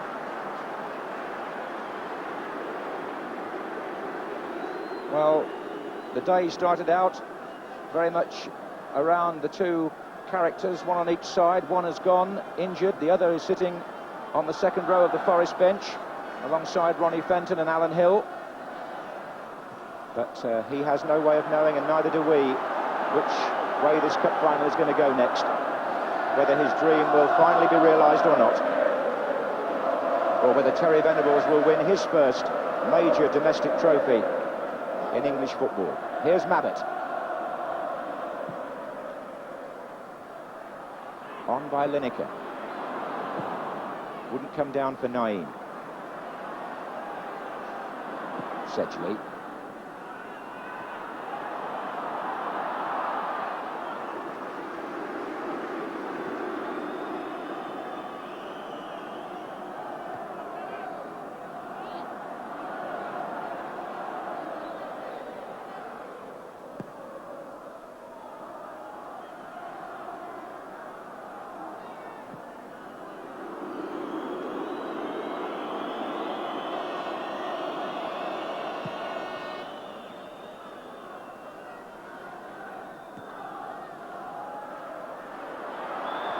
Wiseman's flag is up, but the free kick goes against Gary Lineker. Here's Parker for Forest. Keane. Again, good movement from midfield, first by Forest and then by Spurs. Stewart finding Allen. He's on his own on this side of the pitch. They're all the other way for Paul Allen. But here comes Naeem. Allen again.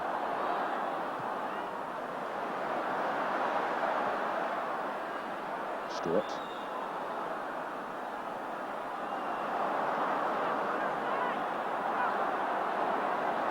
Turned by Gary Charles. You played, of course, with Paul Allen in the cup final, didn't you, for West Ham? He's having a good match today.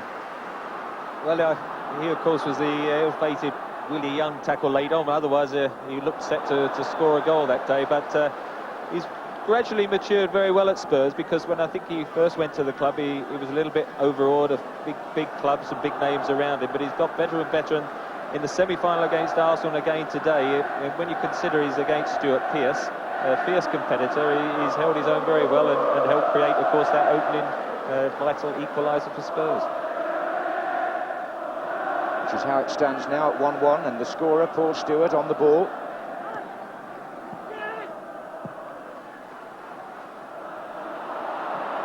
Oh, Walker drove that straight against Samways, but there was already an offside flag up. Vinny Samways, whose opportunity to get back into the Tottenham team really came when Gascoigne was out with that operation. Well, he's now running the midfield again. Here's Parker doing the same when he can for Forest. Glover. Oh, offside. Hodge.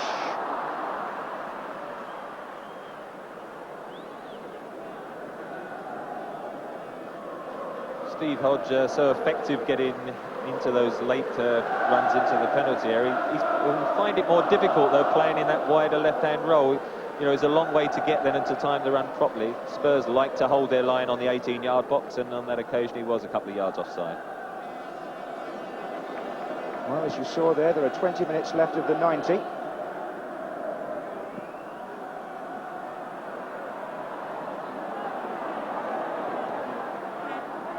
Samways. Walker away from Lineker, only as far as Naeem. Away by Pearce. Howells. Good strong run by David Howells, the pass not so good. David Howells, I haven't seen a lot of him in the game because he's been centering around Nigel Clough, but the fact that we've seen so few of those perceptive passes of Nigel Clough shows how effective he has been in that anchor roller, picking him up when he comes deep. That was the way Terry Venables chose to play, because he felt that Nigel Clough was the pivotal player in the Forest attacking formation. Lineker, Howells.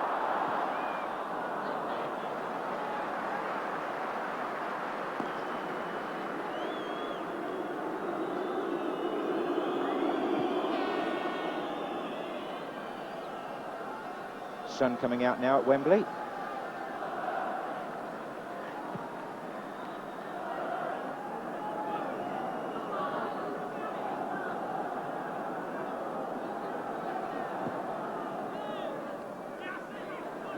Samways. He gets so many good touches.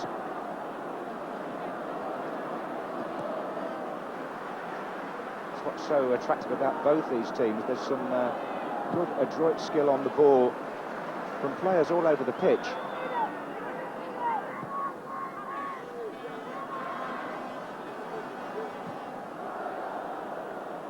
They can use the long ball as well occasionally. There's Naeem.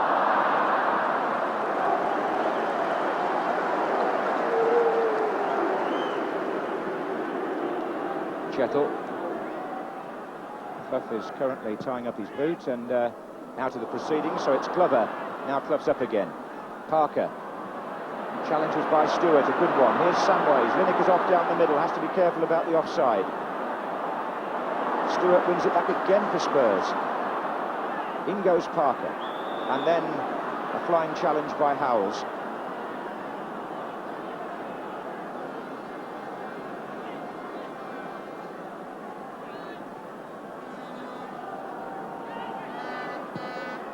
Forward by Parker, Hodges there. Here comes Glover. Away by Sedgley. Back in again by Walker. Howells this time. Now Sedgley. Keane. And it's Crosby. Clough.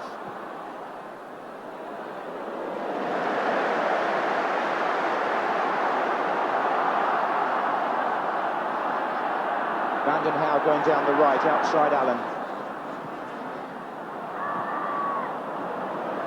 Another feature of the game which has helped the game flow has been how many times the goalkeepers have thrown the ball out to defenders and start the attacks from there. Quite often, sometimes in our games in the league, we see the long ball from the goalkeeper, even the goalkeeper coming out 10, 15 yards to hit it long, but it's been good to see the build-up right from the back through the midfield today from both sides. I think that reflects the philosophy of the two managers. Here's Walker, Charles. Chettle.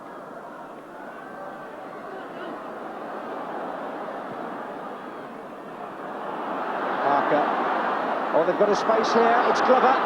Good block by Vanden Hauwe. Oh, Glover.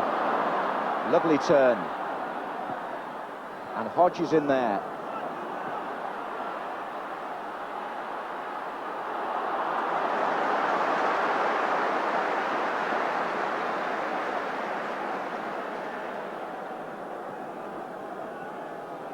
Nice skill from Lee Glover, who's only 21 and come back from 2 bad injuries.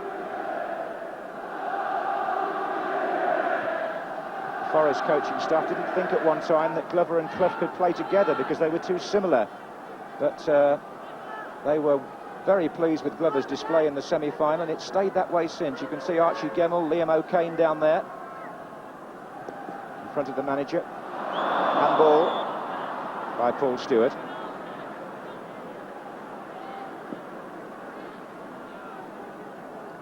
Brian Laws is the other Nottingham Forest substitute, and there are 15 minutes left in the normal period. Steve Sedgley for Tottenham. Roy Keane for Forest.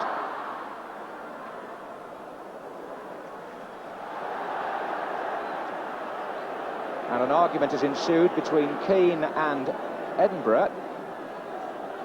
And Sedgley being told to leave the scene by the referee. There was a little disagreement and a semi-scuffle there after the cross by Keane had floated away. The 2 young players we featured really at the very start of the afternoon there, the youngest on either side, was getting carried away.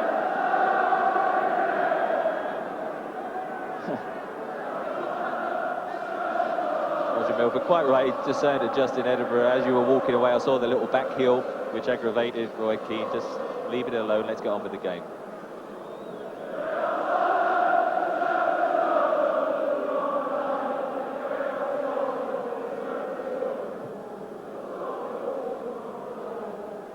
That was Chettle. Stewart. Allen back to Vanden Hauwe. Into Stewart.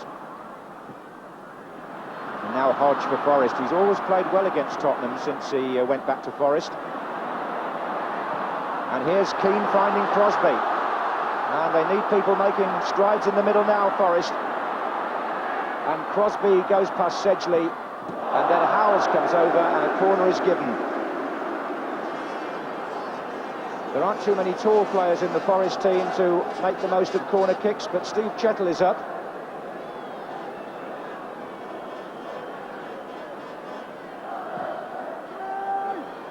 Flick on by Keane, Clough is there, and there was some pushing.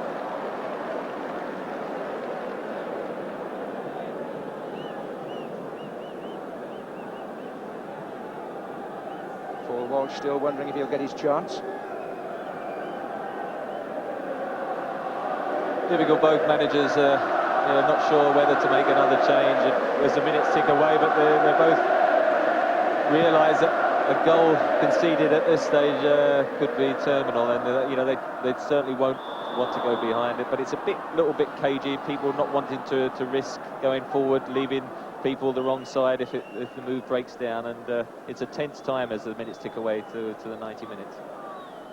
Lee Glover got an accidental bang in the face there from Steve Sedgley, and so Liam O'Kane is on.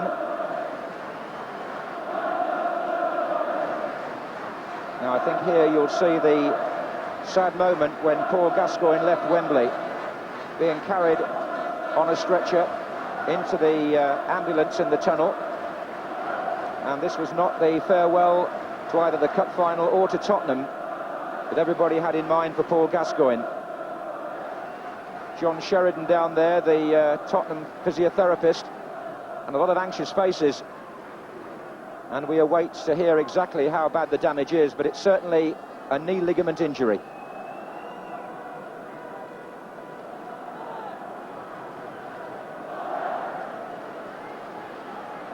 And without him, Spurs have found a way back into the final. And while Lee Glover receives treatment, it might be worth just pointing out that 7 times in the last 10 FA Cup finals the game has gone to extra time. Terry Venables was involved in one against Spurs for Queen's Park Rangers. So will the royal party be staying a bit longer than they expected?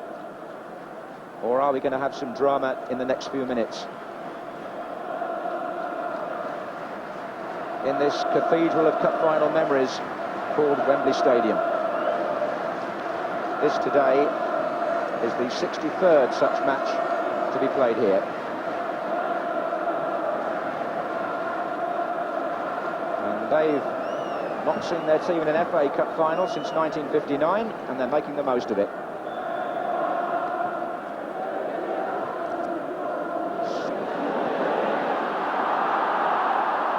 Allen, Samways outside him, Lineker the other way.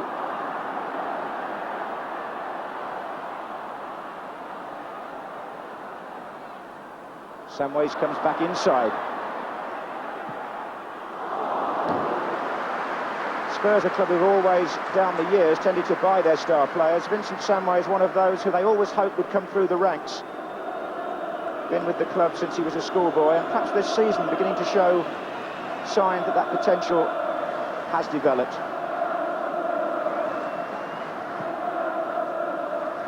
Ten minutes to go of the 90, and it looks as though Paul Walsh may be in the action soon. Here's Crosby. This is Hodge. Again, Sedgley the man who breaks up the Forest attack, and Spurs have a spare man up now. It's Sedgley himself, in fact. Pearce beats Stewart. And now Sedgley's out of position. This is Glover. Howells has gone back to cover for him. Offside against Clough.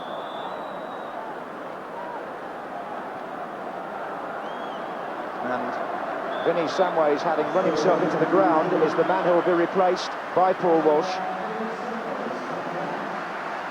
Looks as if he's struggling. I think when he hit his shot just now, he pulled up with a touch of cramp, and he played very well, though, Samways. Paul Walsh, of course, the sort of player who likes to run with the ball as well, take people on. And let's see if he can get back into the action. He's done very well when he's come on as substitute on a number of games I've seen for Spurs this season. Yes, one of the great characters of the Tottenham dressing room, Paul Walsh, former Liverpool player. He's on wearing number 12. Here's Keane for Forest. Charles.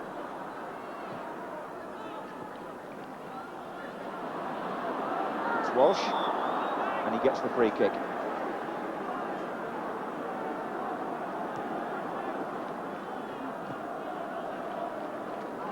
Howells. Lineker pulls away. He's got Walsh to play up with him now. A bit more company up there for the England captain. But he's been penalised for handball there. Been a good tussle between Gary Lineker and Des Walker. Lineker's running off the ball is terrific to watch for any young striker, and Des Walker's pace has been very needed in his experience to read all the runs that he's made. Well, we're 8 minutes away from extra time, if nobody scores in that period.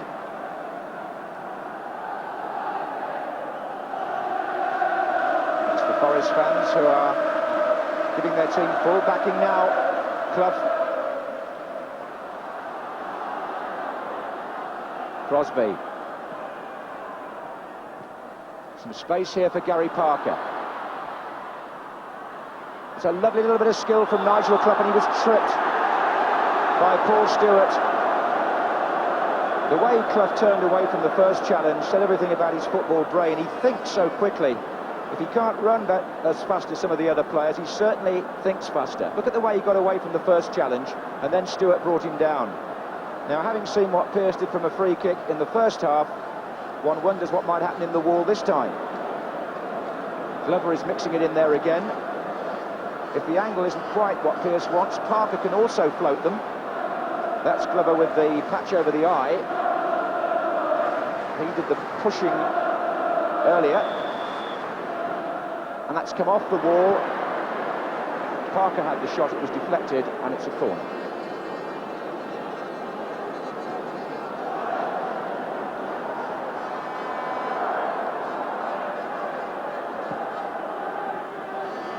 Shettle's in there. Parker again. That could have gone anywhere. the Park had taken a free kick, I think, as you say, because it was more central, a bit to the left, favoured a right footer, and perhaps anticipated that Torsved might be expecting Pearce to come, but it didn't have the pace, and it clipped off the top of the wall. And that last one, then he pulled his shot across the face of the goal. And as the minutes tick away, it looks as if we are going to have extra time, doesn't it, Tora? By saying that, am I going to tempt fate?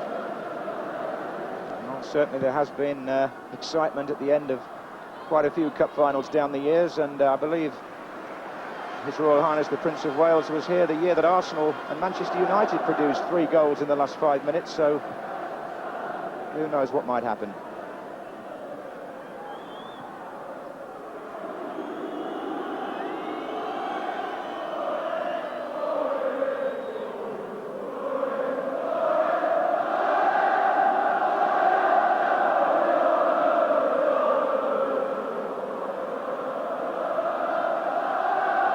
Supporters of both sides lending great flavour to this Wembley occasion, even though many loyal fans couldn't get tickets.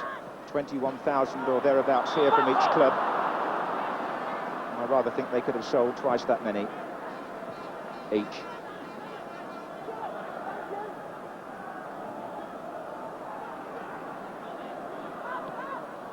This is Parker for Forest.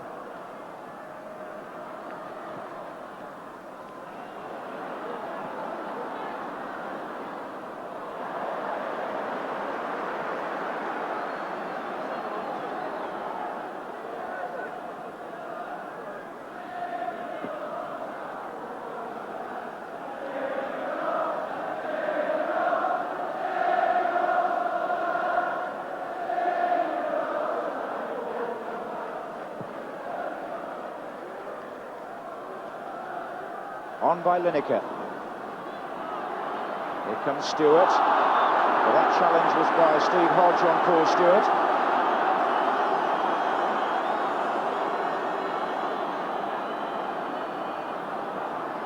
Nottingham Forest not usually involved in that sort of tackle, but Steve Hodge, against his old club, certainly leaving his mark here on Paul Stewart, and that was late. Always going to be a yard behind Paul Stewart. Stevie Hodge once committed, he decided to go in. And Paul Stewart laying down in a little break, but I'm sure Spurs supporters wouldn't endear that tackle. Stevie Hodge, of course, previously there, then having left, so it wasn't high on their popularity list anyway. That tackle wouldn't have helped. Spurs with both substitutes on, of course. Forest still have Brian Laws if they need him.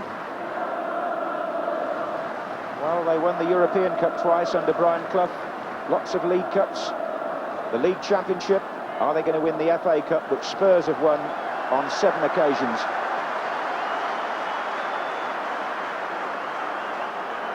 Stewart is back in business, and Spurs have the free kick to be taken by Pat Vanden Hauwe. Howells is forward, and so is Sedgley. 2.5 minutes to go. Oh, Crossley didn't seem too confident on that. He poured it a bit rather than claiming it. This is Mabbott. Edinburgh. Stewart. Howells. Stewart again. Lineker's waiting. Tries to play a 1-2 with Stewart. The foot in was by Walker. Walsh can just let the ball run, which he does for a corner. Naeem will take this, and up they come Howells, Sedgley and Mabbott.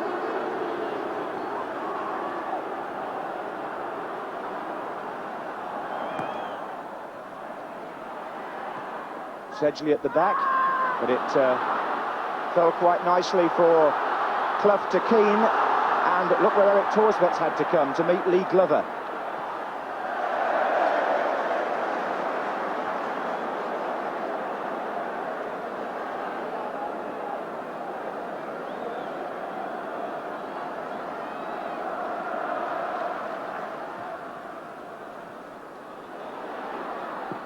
Away by Edinburgh. Linesman signals that it took a deflection. It's a Spurs throw.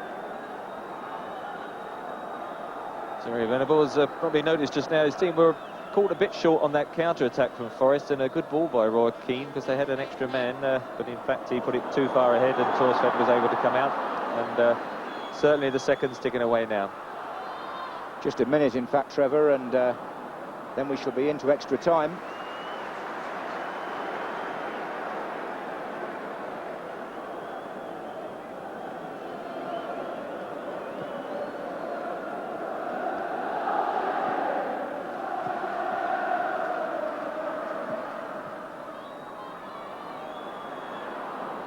Here's Howells, looking for Lineker. He had 2 to beat, and pulled up Gary Lineker as though he may have strained a thigh there. Here's Crosby.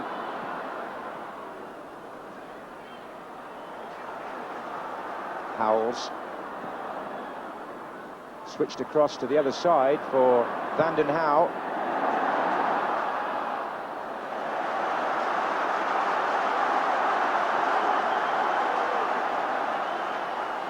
Well, we're now moving into stoppage time. Here's Walsh. Lineker's waiting in the centre, but the ball never looked like reaching him. It was away by Walker.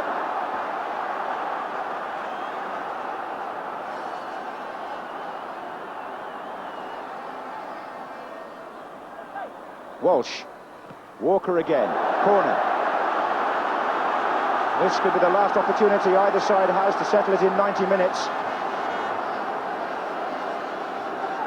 Naeem, with Lineker waiting on the line, has gone across to take a corner for which Mabbutt comes striding forward for Spurs, which suggests it might be an outswinger. They've got Sedgley there too. Howells is in there. Oh, clawed away by Crossley.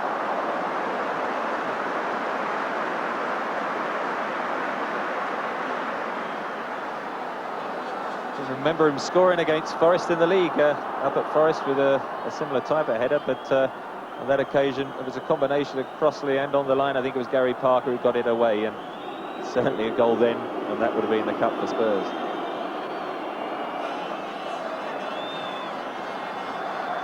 Instead, it's 30 minutes of extra time, quite a common occurrence in recent Wembley finals, and just wonder whether Paul Gascoigne will be watching this in hospital, but Terry Venables' team came back without him to turn things round in the second half. And now will Brian Clough get some words across to his team, but perversely he sits on the bench, does not move, feels no need to go over and say anything, and he leaves it to Archie Gemmell and Liam O'Kane. Well, they say that Forest don't believe in too many detailed team talks. They're not a side that are very bothered about tactics, so the manager says, I pay you, you get on with it. Whereas Terry Venables, being a different sort of animal, will definitely want to make some telling tactical points to his team. And what might they be, Trevor Brooking? Well, Terry Venables, I think, will be delighted the way his side came back in the second half. They totally dominated, I thought, that 45 minutes, got the equaliser and always looked the more likely sort of team perhaps to win it. But Forest, a little bit tired and never quite got the movement and numbers forward. And let's see if they can raise their game in extra time. Well, let's see if we can just look back while we're waiting to what were the key moments here. This was the free kick for Forest, in which Glover pushes Mabbutt out of the way of the wall and Pearce steers it with power right round them into the top corner away from Torsved. That gave Forest the lead on 16 minutes. That's how it was at half-time, but now 10 minutes into the second half, here's Paul Allen drawing Des Walker. Stuart Pearce is out of position there, he's still making his way back. That gave Stuart the space he required, but this is a clinical finish by Paul Stewart through Gary Charles' legs. Goalkeeper given no chance to save. And with that 1-1 score, Wembley was again plunged into extra time, and their Royal Highnesses are certainly, I won't say getting their money's worth, but certainly seem to be enjoying their afternoon. I don't know whether Brian Clough's enjoying his. He hasn't had an awful lot to say, but I'm just wondering where the Forest manager has gone now. I'm told he's having a conversation with a policeman. Yes, exactly that. Or a... Well, there you are. Super cool, eh? Would rather talk to the policeman than talk to his players. Well, you never expect him to do, as I say, the expected, but it is amazing, the extra time that he didn't bother. I think they probably get the waves going across from him, 1 or 2 looks, and that's enough to lift the team.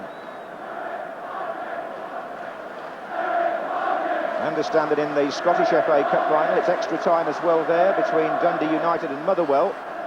But I'm not going to spoil it for you by telling you the exact score. Dundee United trying to win the Scottish Cup for Jim McLean at the 6th attempt. They're into an extra period against his brother Tommy's team, Motherwell, at Hampden Park.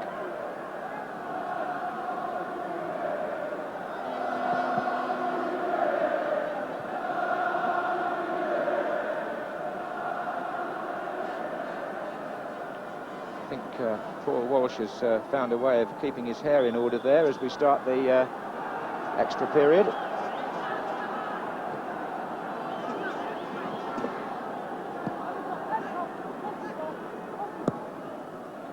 There he is, Walsh. Fresh player, might give Forest a few things to think about. Here's Allen.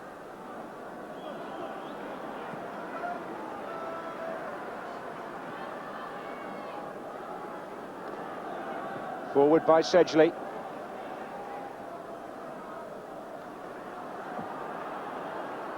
Chettle.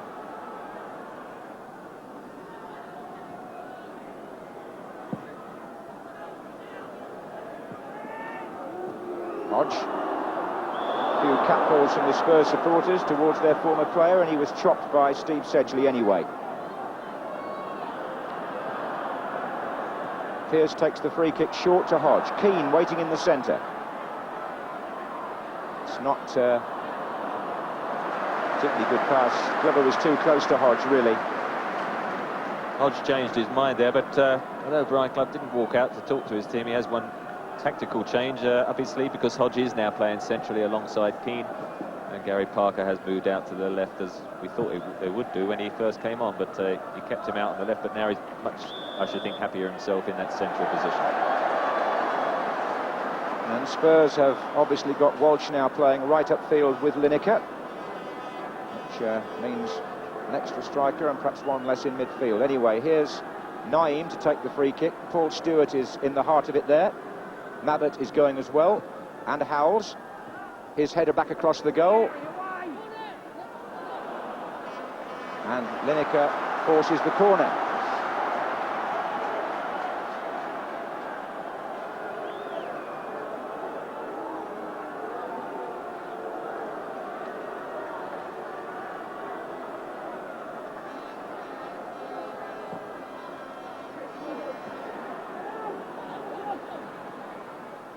Vandenhouw.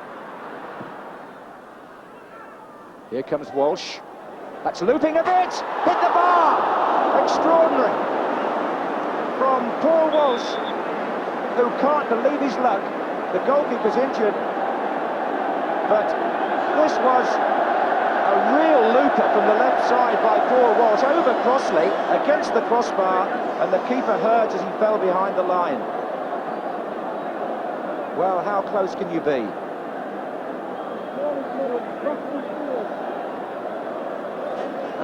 They might well be reflecting on that. See what happens when you wet your hair, you see. They wouldn't have probably got that. There he is, above Gary Charles. Mark Crossley caught the near post, having to backpedal. He's never going to get the touch to it. Hits the crossbar, and as you see, his side, his back crashes into the far post. And the magic spray, whatever that might be, not having much luck at the moment. Certainly he beat Gary Charles very well here in the air, Paul Walsh, and he wasn't quick enough backpedaling, was he, Mark Crossley? Corner to Spurs. In goes Stewart. Oh, a chance at the far side, and it's in! An own goal, I think. I think it was Des Walker actually got the last touch. It went in off a Forest player, and Spurs are in the lead for the first time in this cup final from the corner.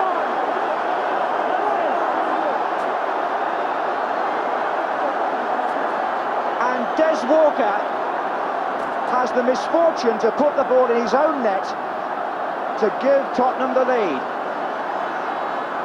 after 4 minutes of extra time.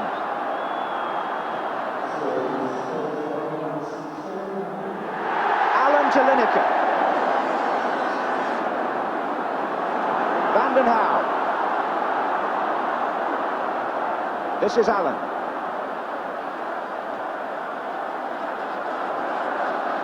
Stewart.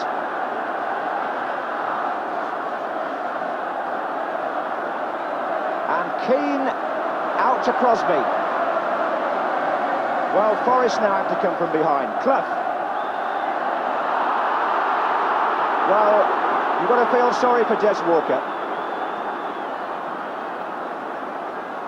He knew Gary Mabbutt was coming behind him, had to get a touch and tried to head it away for a corner the other side, but found the net, unfortunately.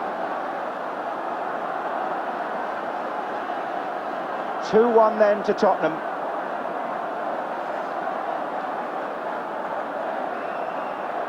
And Stuart Pearce places the ball for what could be another dangerous free kick.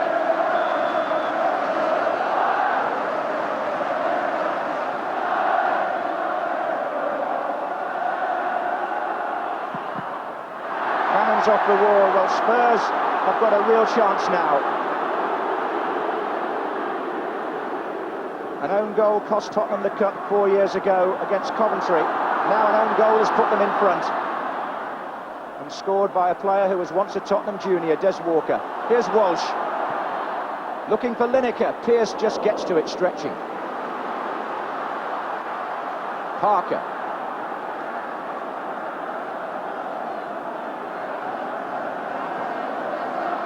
And again.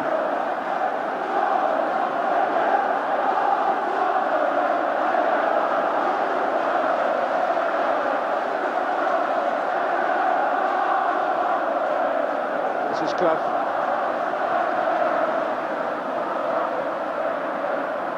Chettle. Pearce. Pearce is crossed low and well cut out by Steve Sedgley.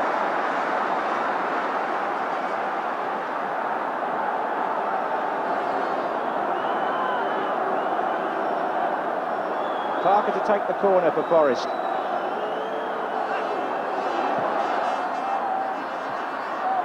Half away by Edinburgh. Pearce is in there, appeals for a foul and hands, and a free kick finally given to Tottenham. Well, Des Walker has never scored a goal in his senior career for Nottingham Forest at the right end, but he's got one today, sadly for him, at the wrong end. And look at that. He put that header right in the corner. It'll be something he'll have to live with, like Gary Mabbutt 4 years ago, if there's no further scoring.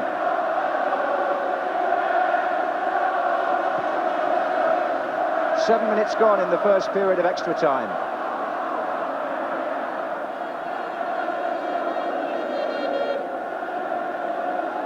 Well, I don't suppose either manager expected to see either side take the lead quite like that. Makes something of a nonsense of any tactical planning, except of course to say that if the corner is delivered properly, it forces defenders sometimes to do not what they intended. Here's Parker. Stewart. Allen.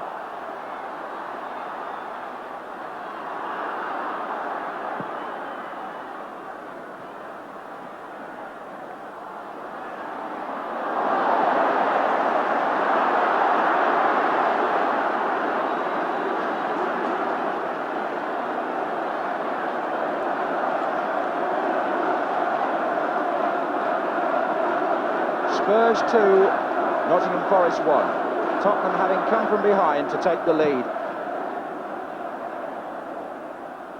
And having lost their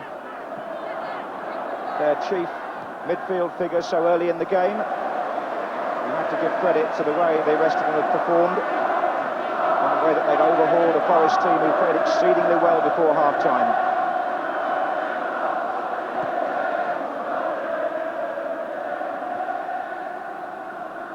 Here's Stewart, who's had a wonderful match, really. So involved in everything Tottenham have done, going one way and back towards his own goal too.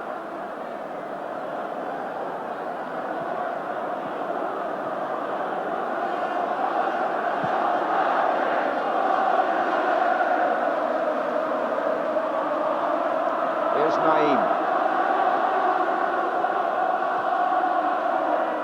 Edinburgh.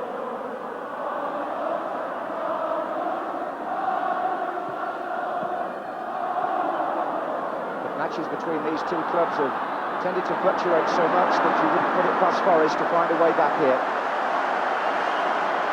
Certainly they'll be coming forward and trying to force Tottenham into errors now.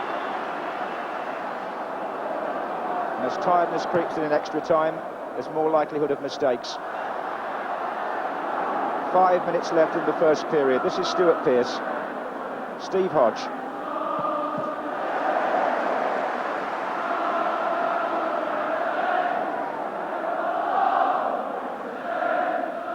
Parker.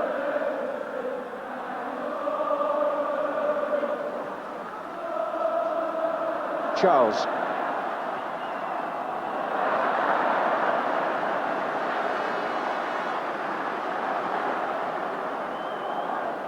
Younger team, Forest, and they're just a bit anxious, suddenly finding themselves behind. They're trying to rush things and giving the ball away, and at the moment Spurs are coping quite comfortably with that 2-1 lead, and at present Forest finding it difficult to even look dangerous, let alone score the second goal. It was almost a forwards header, wasn't it, that Des Walker produced there? Anyway, Spurs are on the attack again, and that's a foul by Pearce on Allen. So the Tottenham supporters starting to feel it could be their 8th FA Cup triumph, which would be a record in a season when there's been so much turmoil, but there's still some way to go here, still some football to be played. And I wouldn't rule out Forest at this stage by any means. Vanden Hauwe to take the kick.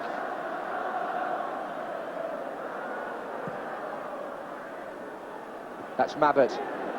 Away by Hodge. Here comes Stewart. Up by Keane. Stewart again. Allen. Nobody on the far side for Spurs. This is Charles. Now Forest need to get players forward now from midfield. This is Keane. Charles goes again from right back, and he seemed to be impeded there on the edge of the area by Justin Edinburgh, but the referees saw nothing wrong with the collision. Felt Forest were a bit unfortunate there not to get a free kick.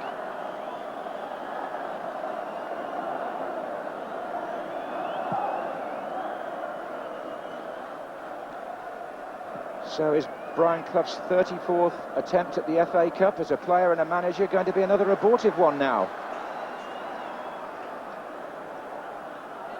He's looking for his young team to lift themselves again here.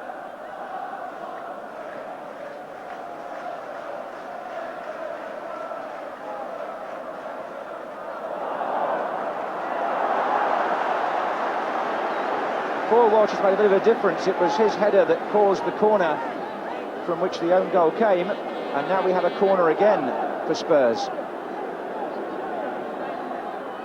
Taken by Naeem. Howells is up with the goalkeeper. Nigel Clough, a good turn. He really threw Pat Vanden Hauwe. Now, if he can find the man on the right, Forest could be in business, but he couldn't. There wasn't enough weight on the pass. Well, that man who was getting back was Paul Allen, and getting a terrific ovation for the Spurs fans. He's non-stop action. You just saw suddenly Forest had a glimmer of an extra man, and there he is. It was him chasing back, and I think along with Paul Stewart, they've been the two outstanding players for Spurs. Yes, there have been some good personal performances on both sides today.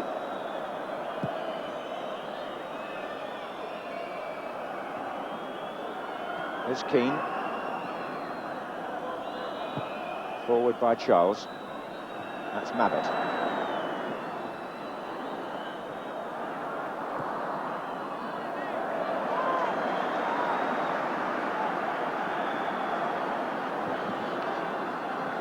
approaching the end of the first period of extra time. And Tottenham Hotspur's proud record in FA Cup finals at this stage of the afternoon looks as though it will be extended. And for the first time today, and I wouldn't mention it before now, one has to say that their supporters will be talking yet again about there being a 1 at the end of the year.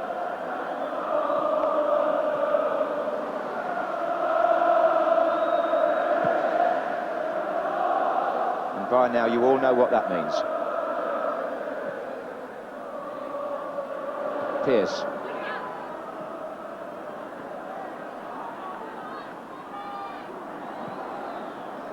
This is Keane. Gary Crosby. Sedgley again, made some good interceptions. This is Charles, and that's one from Naeem. You need somebody to find here. Lineker's making a run across the pitch now. Walsh is in support.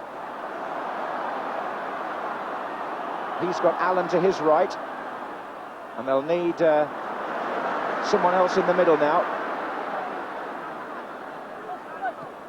Walsh again.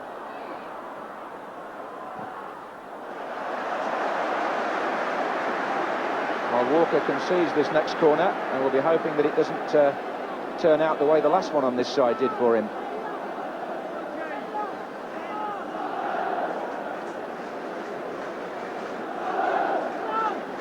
We're in stoppage time at the end of the first 15 minutes of extra time. 2-1 to Spurs. And there's some tired players out there now, that's for sure. It's Naeem to take the corner. Mabbutt arriving. That was a very good defensive header by Des Walker. I wish he'd done that the previous time. Here's Crosby.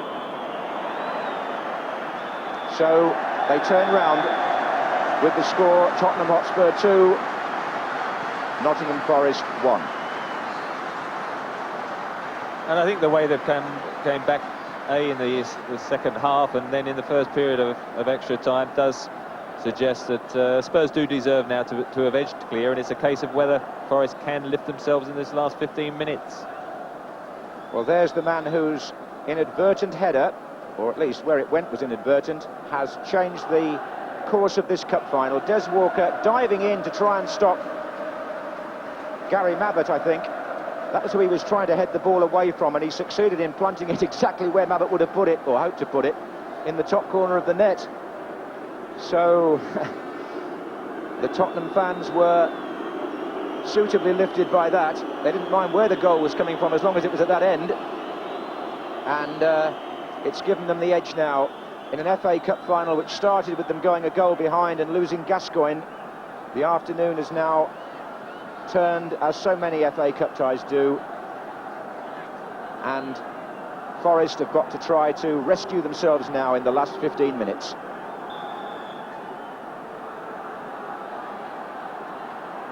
Well, we had drama in extra time last year: Crystal Palace and Manchester United, with Liverpool and Everton the year before, with Spurs and Coventry, so it's quite commonplace at Wembley.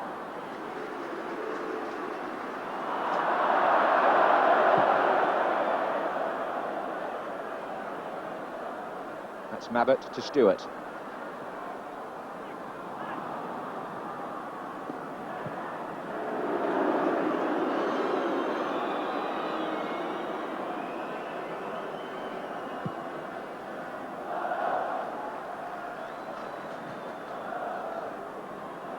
As Forest push on, as they have to do, I see Chettle's struggling a bit now, he's hobbling.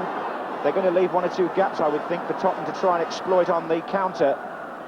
Usually in extra time that happens because players just can't get back quickly. This is David Howes to Paul Walsh.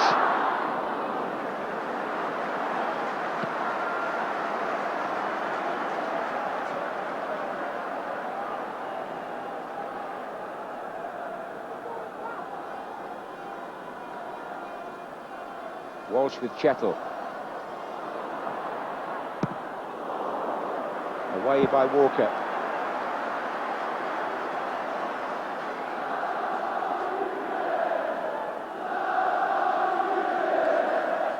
Stewart, and that's a foul by Hodge, and whatever Terry Venables said at half-time in the normal period had something of an effect on this cup final, I'm pretty certain, because it changed from that moment on. So it'll be Vanden Hauwe to take this. Mabitsa.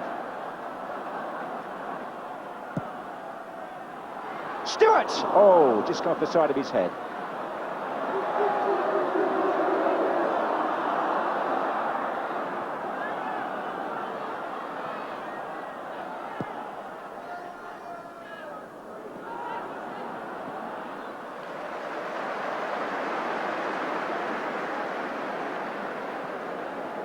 Brian Law's getting prepared.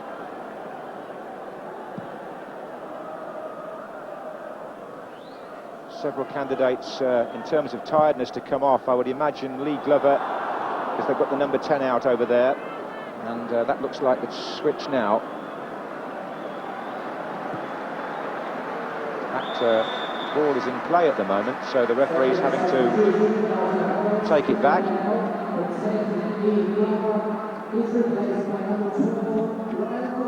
Brian Laws is 29, England B international, and he was left out for Gary Charles today. He's come on now, it would appear, on the right-hand side of midfield.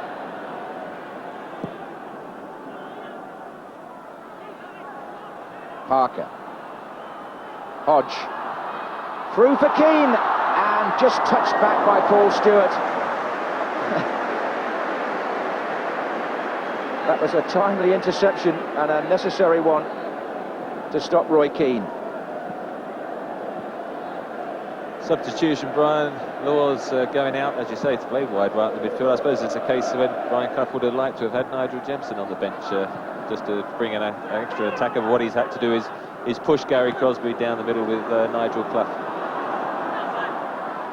Stewart there, Paul Stewart, challenging Stuart Pearce. Quick free kick taken, Shettle, Hodge. Well played, Paul Walsh. And the Spurs end of the stadium buoyant at the moment. Here's Keane.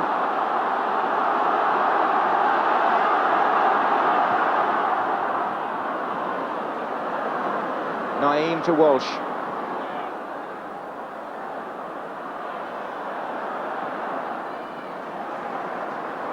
This is Stewart. There goes Lineker. Oh, and the ball just slowed up there on Walker, and Lineker took advantage, but he's in a corner now. Not that that should worry Tottenham too much, because time is obviously on their side in this second period of extra time. Spurs, whose league form has been so fitful, have got the initiative here against a Forest team who were taking all before them in their last few matches. But it doesn't always work that way on the day at Wembley. Paul Stewart now feeling the effects of nearly 2 hours football.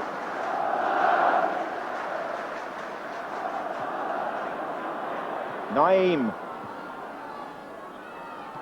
Howells to Edinburgh.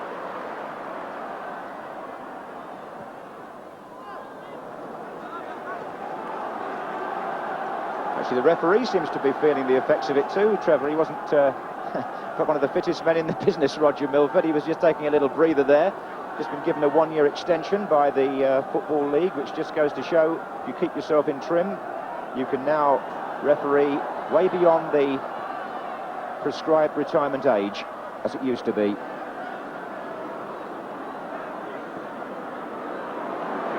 But Paul Stewart, probably one of the fittest men around today. He's found Naeem. That was a bad challenge. That was Steve Hodge, and Roger Milford, who just picked up somebody's shin guard, throws that away and goes to his pocket for the first time this afternoon. This is going to be the first booking of the FA Cup final, and it goes to Steve Hodge, the substitute, showing frustration against his former club.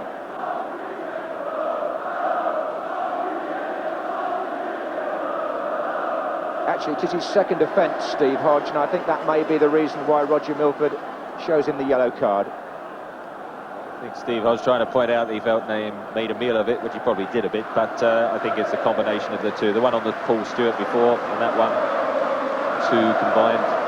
was worth a yellow card.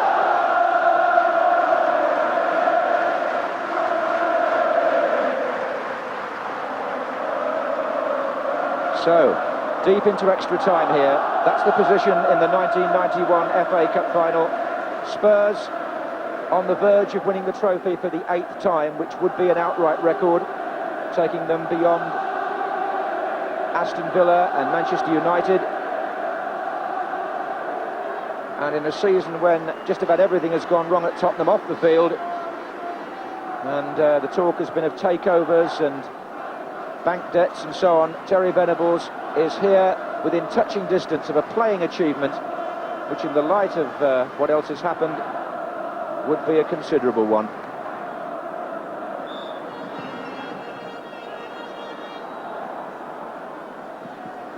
And if it does happen, one wonders whether he'll have the opportunity to test his tactics in Europe next year, or what's going to develop in the next few days. Yes, a lot of Tottenham futures are about to be resolved after this. Terry Venables, of course, being one of them. Paul Gascoigne's immediate future is in hospital, and Gary Lineker too, and one or two others still don't quite know where they're going to be at the start of next season, but they may all have an FA Cup winners' medal to take with them if they go.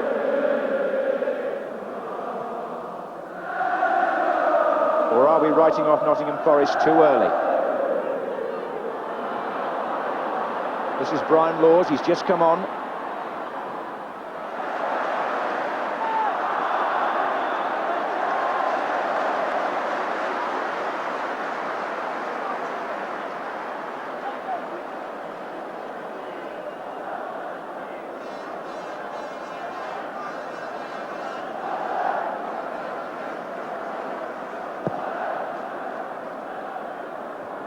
Walker's header. Oh, Walsh puts Lineker. Oh, he's offside. Offside.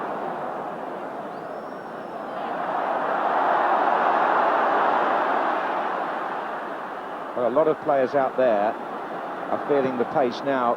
They're really drained. This is Laws, though. Clough's waiting in the centre for Forest. Deflection slightly on the cross gives Forest a corner. They're not finished yet.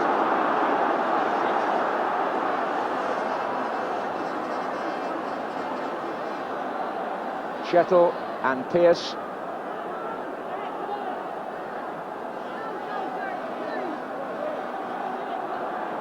Both forward. Pearce is in the thick of it. Here's Charles! That one fizzed through the crowd, but down on the Forest bench they must be starting to feel now that the chance has gone. Unlucky in two semi-finals in the last few seasons, Nottingham Forest. Are they going to go away empty-handed? Well, not quite empty-handed, but with losers' medals today.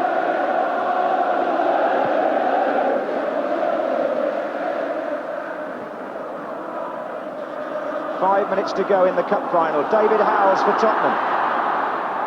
Good challenge coming in from Gary Charles.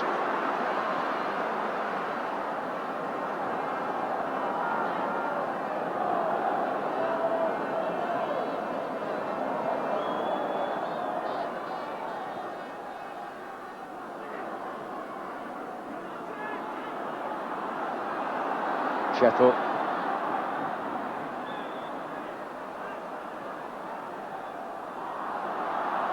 Charles. Pearce.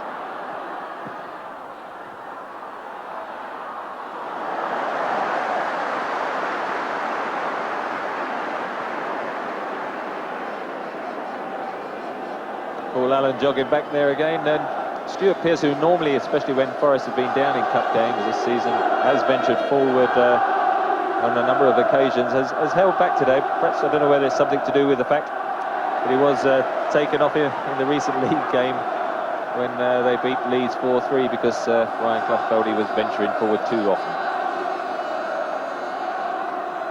Well, Spurs 4 minutes away from Terry Venables' major achievement in this country. He won a league championship at Barcelona, but hasn't won any of the big three here until today, perhaps. Stewart gives it away, and here's Clough. Now they might have an opportunity here, Forest. It was Crosby who had the run down the left. Sedgley, who I would add to the players Trevor's mentioned on the Tottenham side, who've had a very good game. Here's Pearce, urging Forest forward again. Parker tries to return it to him. This is Walsh.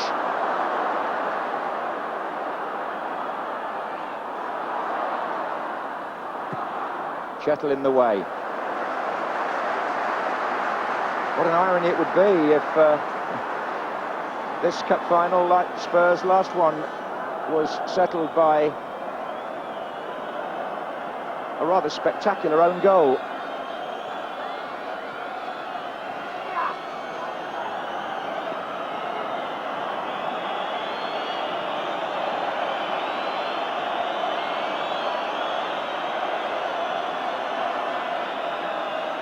Pearce takes the free kick.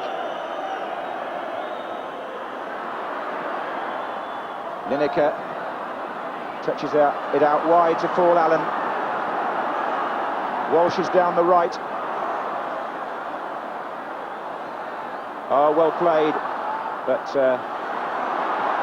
Walker wanting to set Forest off on one last attempt to save this cup final. There are 2 minutes to go here. Spurs lead 2-1. Crosby's gone to the left now. Free kick, is it, or Walsh has certainly went in with the tackle. And we're close to the end now. Now it's a throw.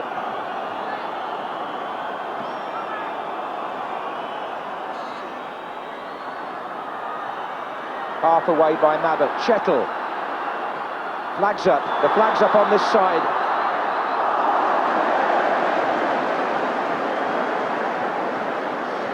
Those two young players have been at each other for quite some time. Roy Keane and Justin Edinburgh, and there are one or two gestures there not worthy of the cup final. But the Spurs fans have now decided that this is as good as one. There's a terrific ovation going on as well from the Forest fans, who are doing their best to stay behind their team right to the end. Lineker.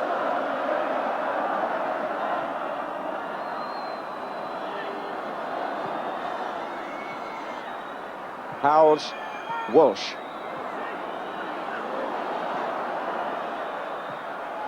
Howells again. Outside him, Vanden Hauwe.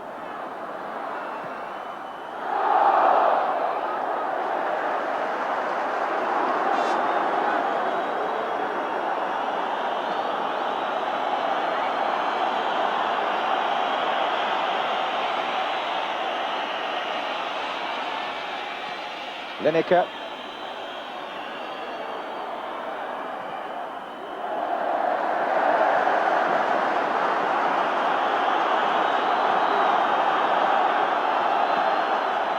We're now into stoppage time at the end of extra time, and Spurs are within touching distance now of the FA Cup. The Forest fire seems to have faded. They're virtually burnt out. Spurs have got stronger as the game has gone along, and Forest's young side have faded.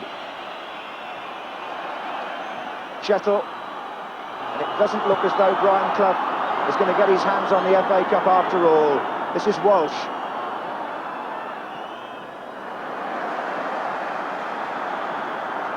And Paul Gascoigne is going to get a winner's medal, even though he's not here to receive it, it would seem.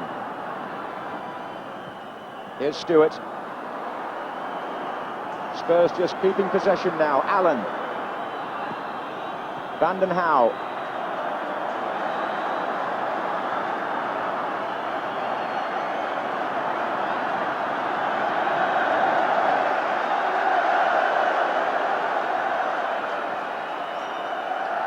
Walsh. Played by him. Lineker's through the middle. This is Howells.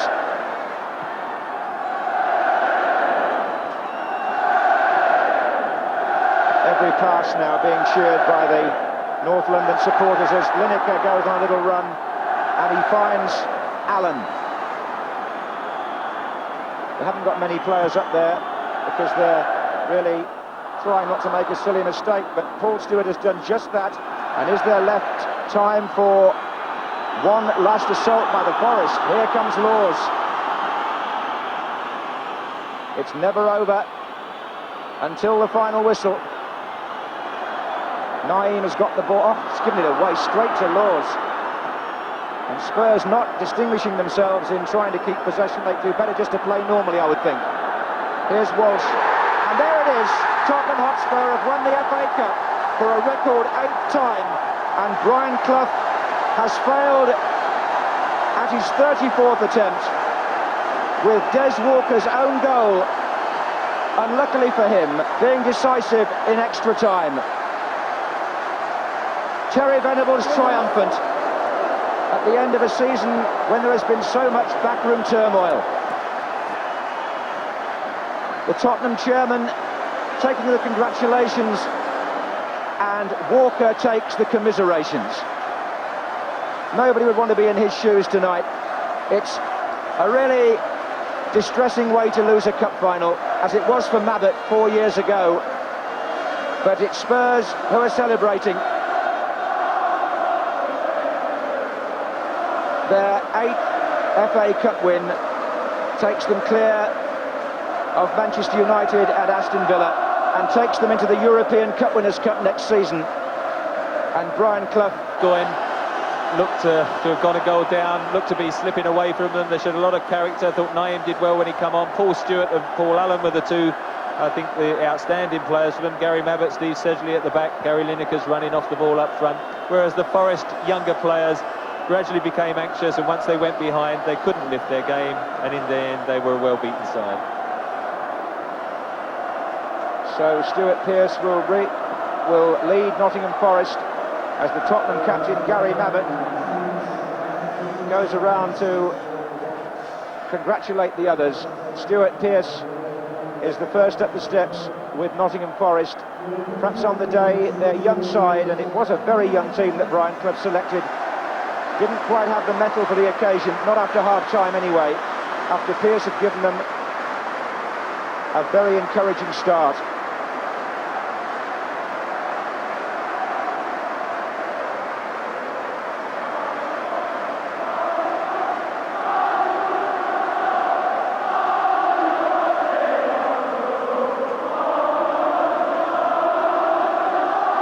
Well, they've conducted themselves with great dignity and charm this season, Nottingham Forest, in the football they've played, and they will accept defeat, I'm sure, with great dignity and decency, because they're that sort of team. Another losers medal there for Steve Hodge, and everybody feeling sorry for Des Walker, I'm sure. Nigel Clough, whose influence was subdued by the Tottenham tactics. The goalkeeper who saves a penalty and yet still finishes on the losing side. Crosby, Gary Charles, Lee Glover and Ian Wone, who came off, up to receive their losers medals, and Roy Keane too. Disappointment, but his time will come again, I'm sure. And now Gary Mabbutt, one of the finest ambassadors for the game, a captain who's overcome great personal difficulties with his diabetes. This surely his happiest moment in his 10 years as a Tottenham player.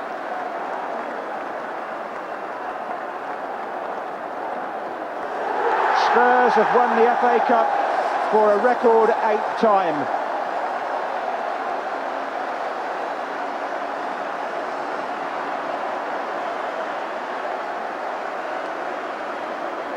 Princess of Wales joining in the congratulations, and Brian Clough walks away a defeated man.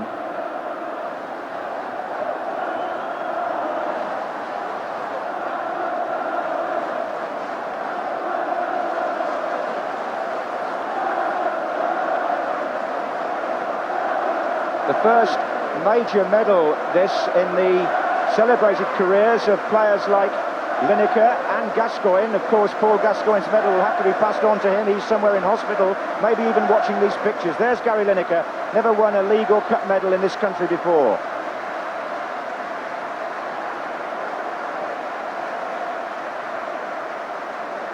And he still hasn't won the FA Cup, but he has time to salute the Nottingham Forest faithful.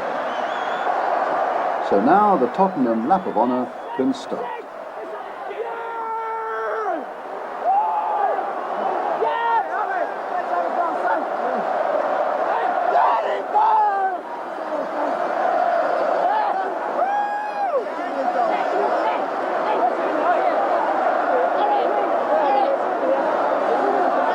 (1991), and as all Spurs fans know, when the year ends with a 1, Spurs get down to the business of winning the cup.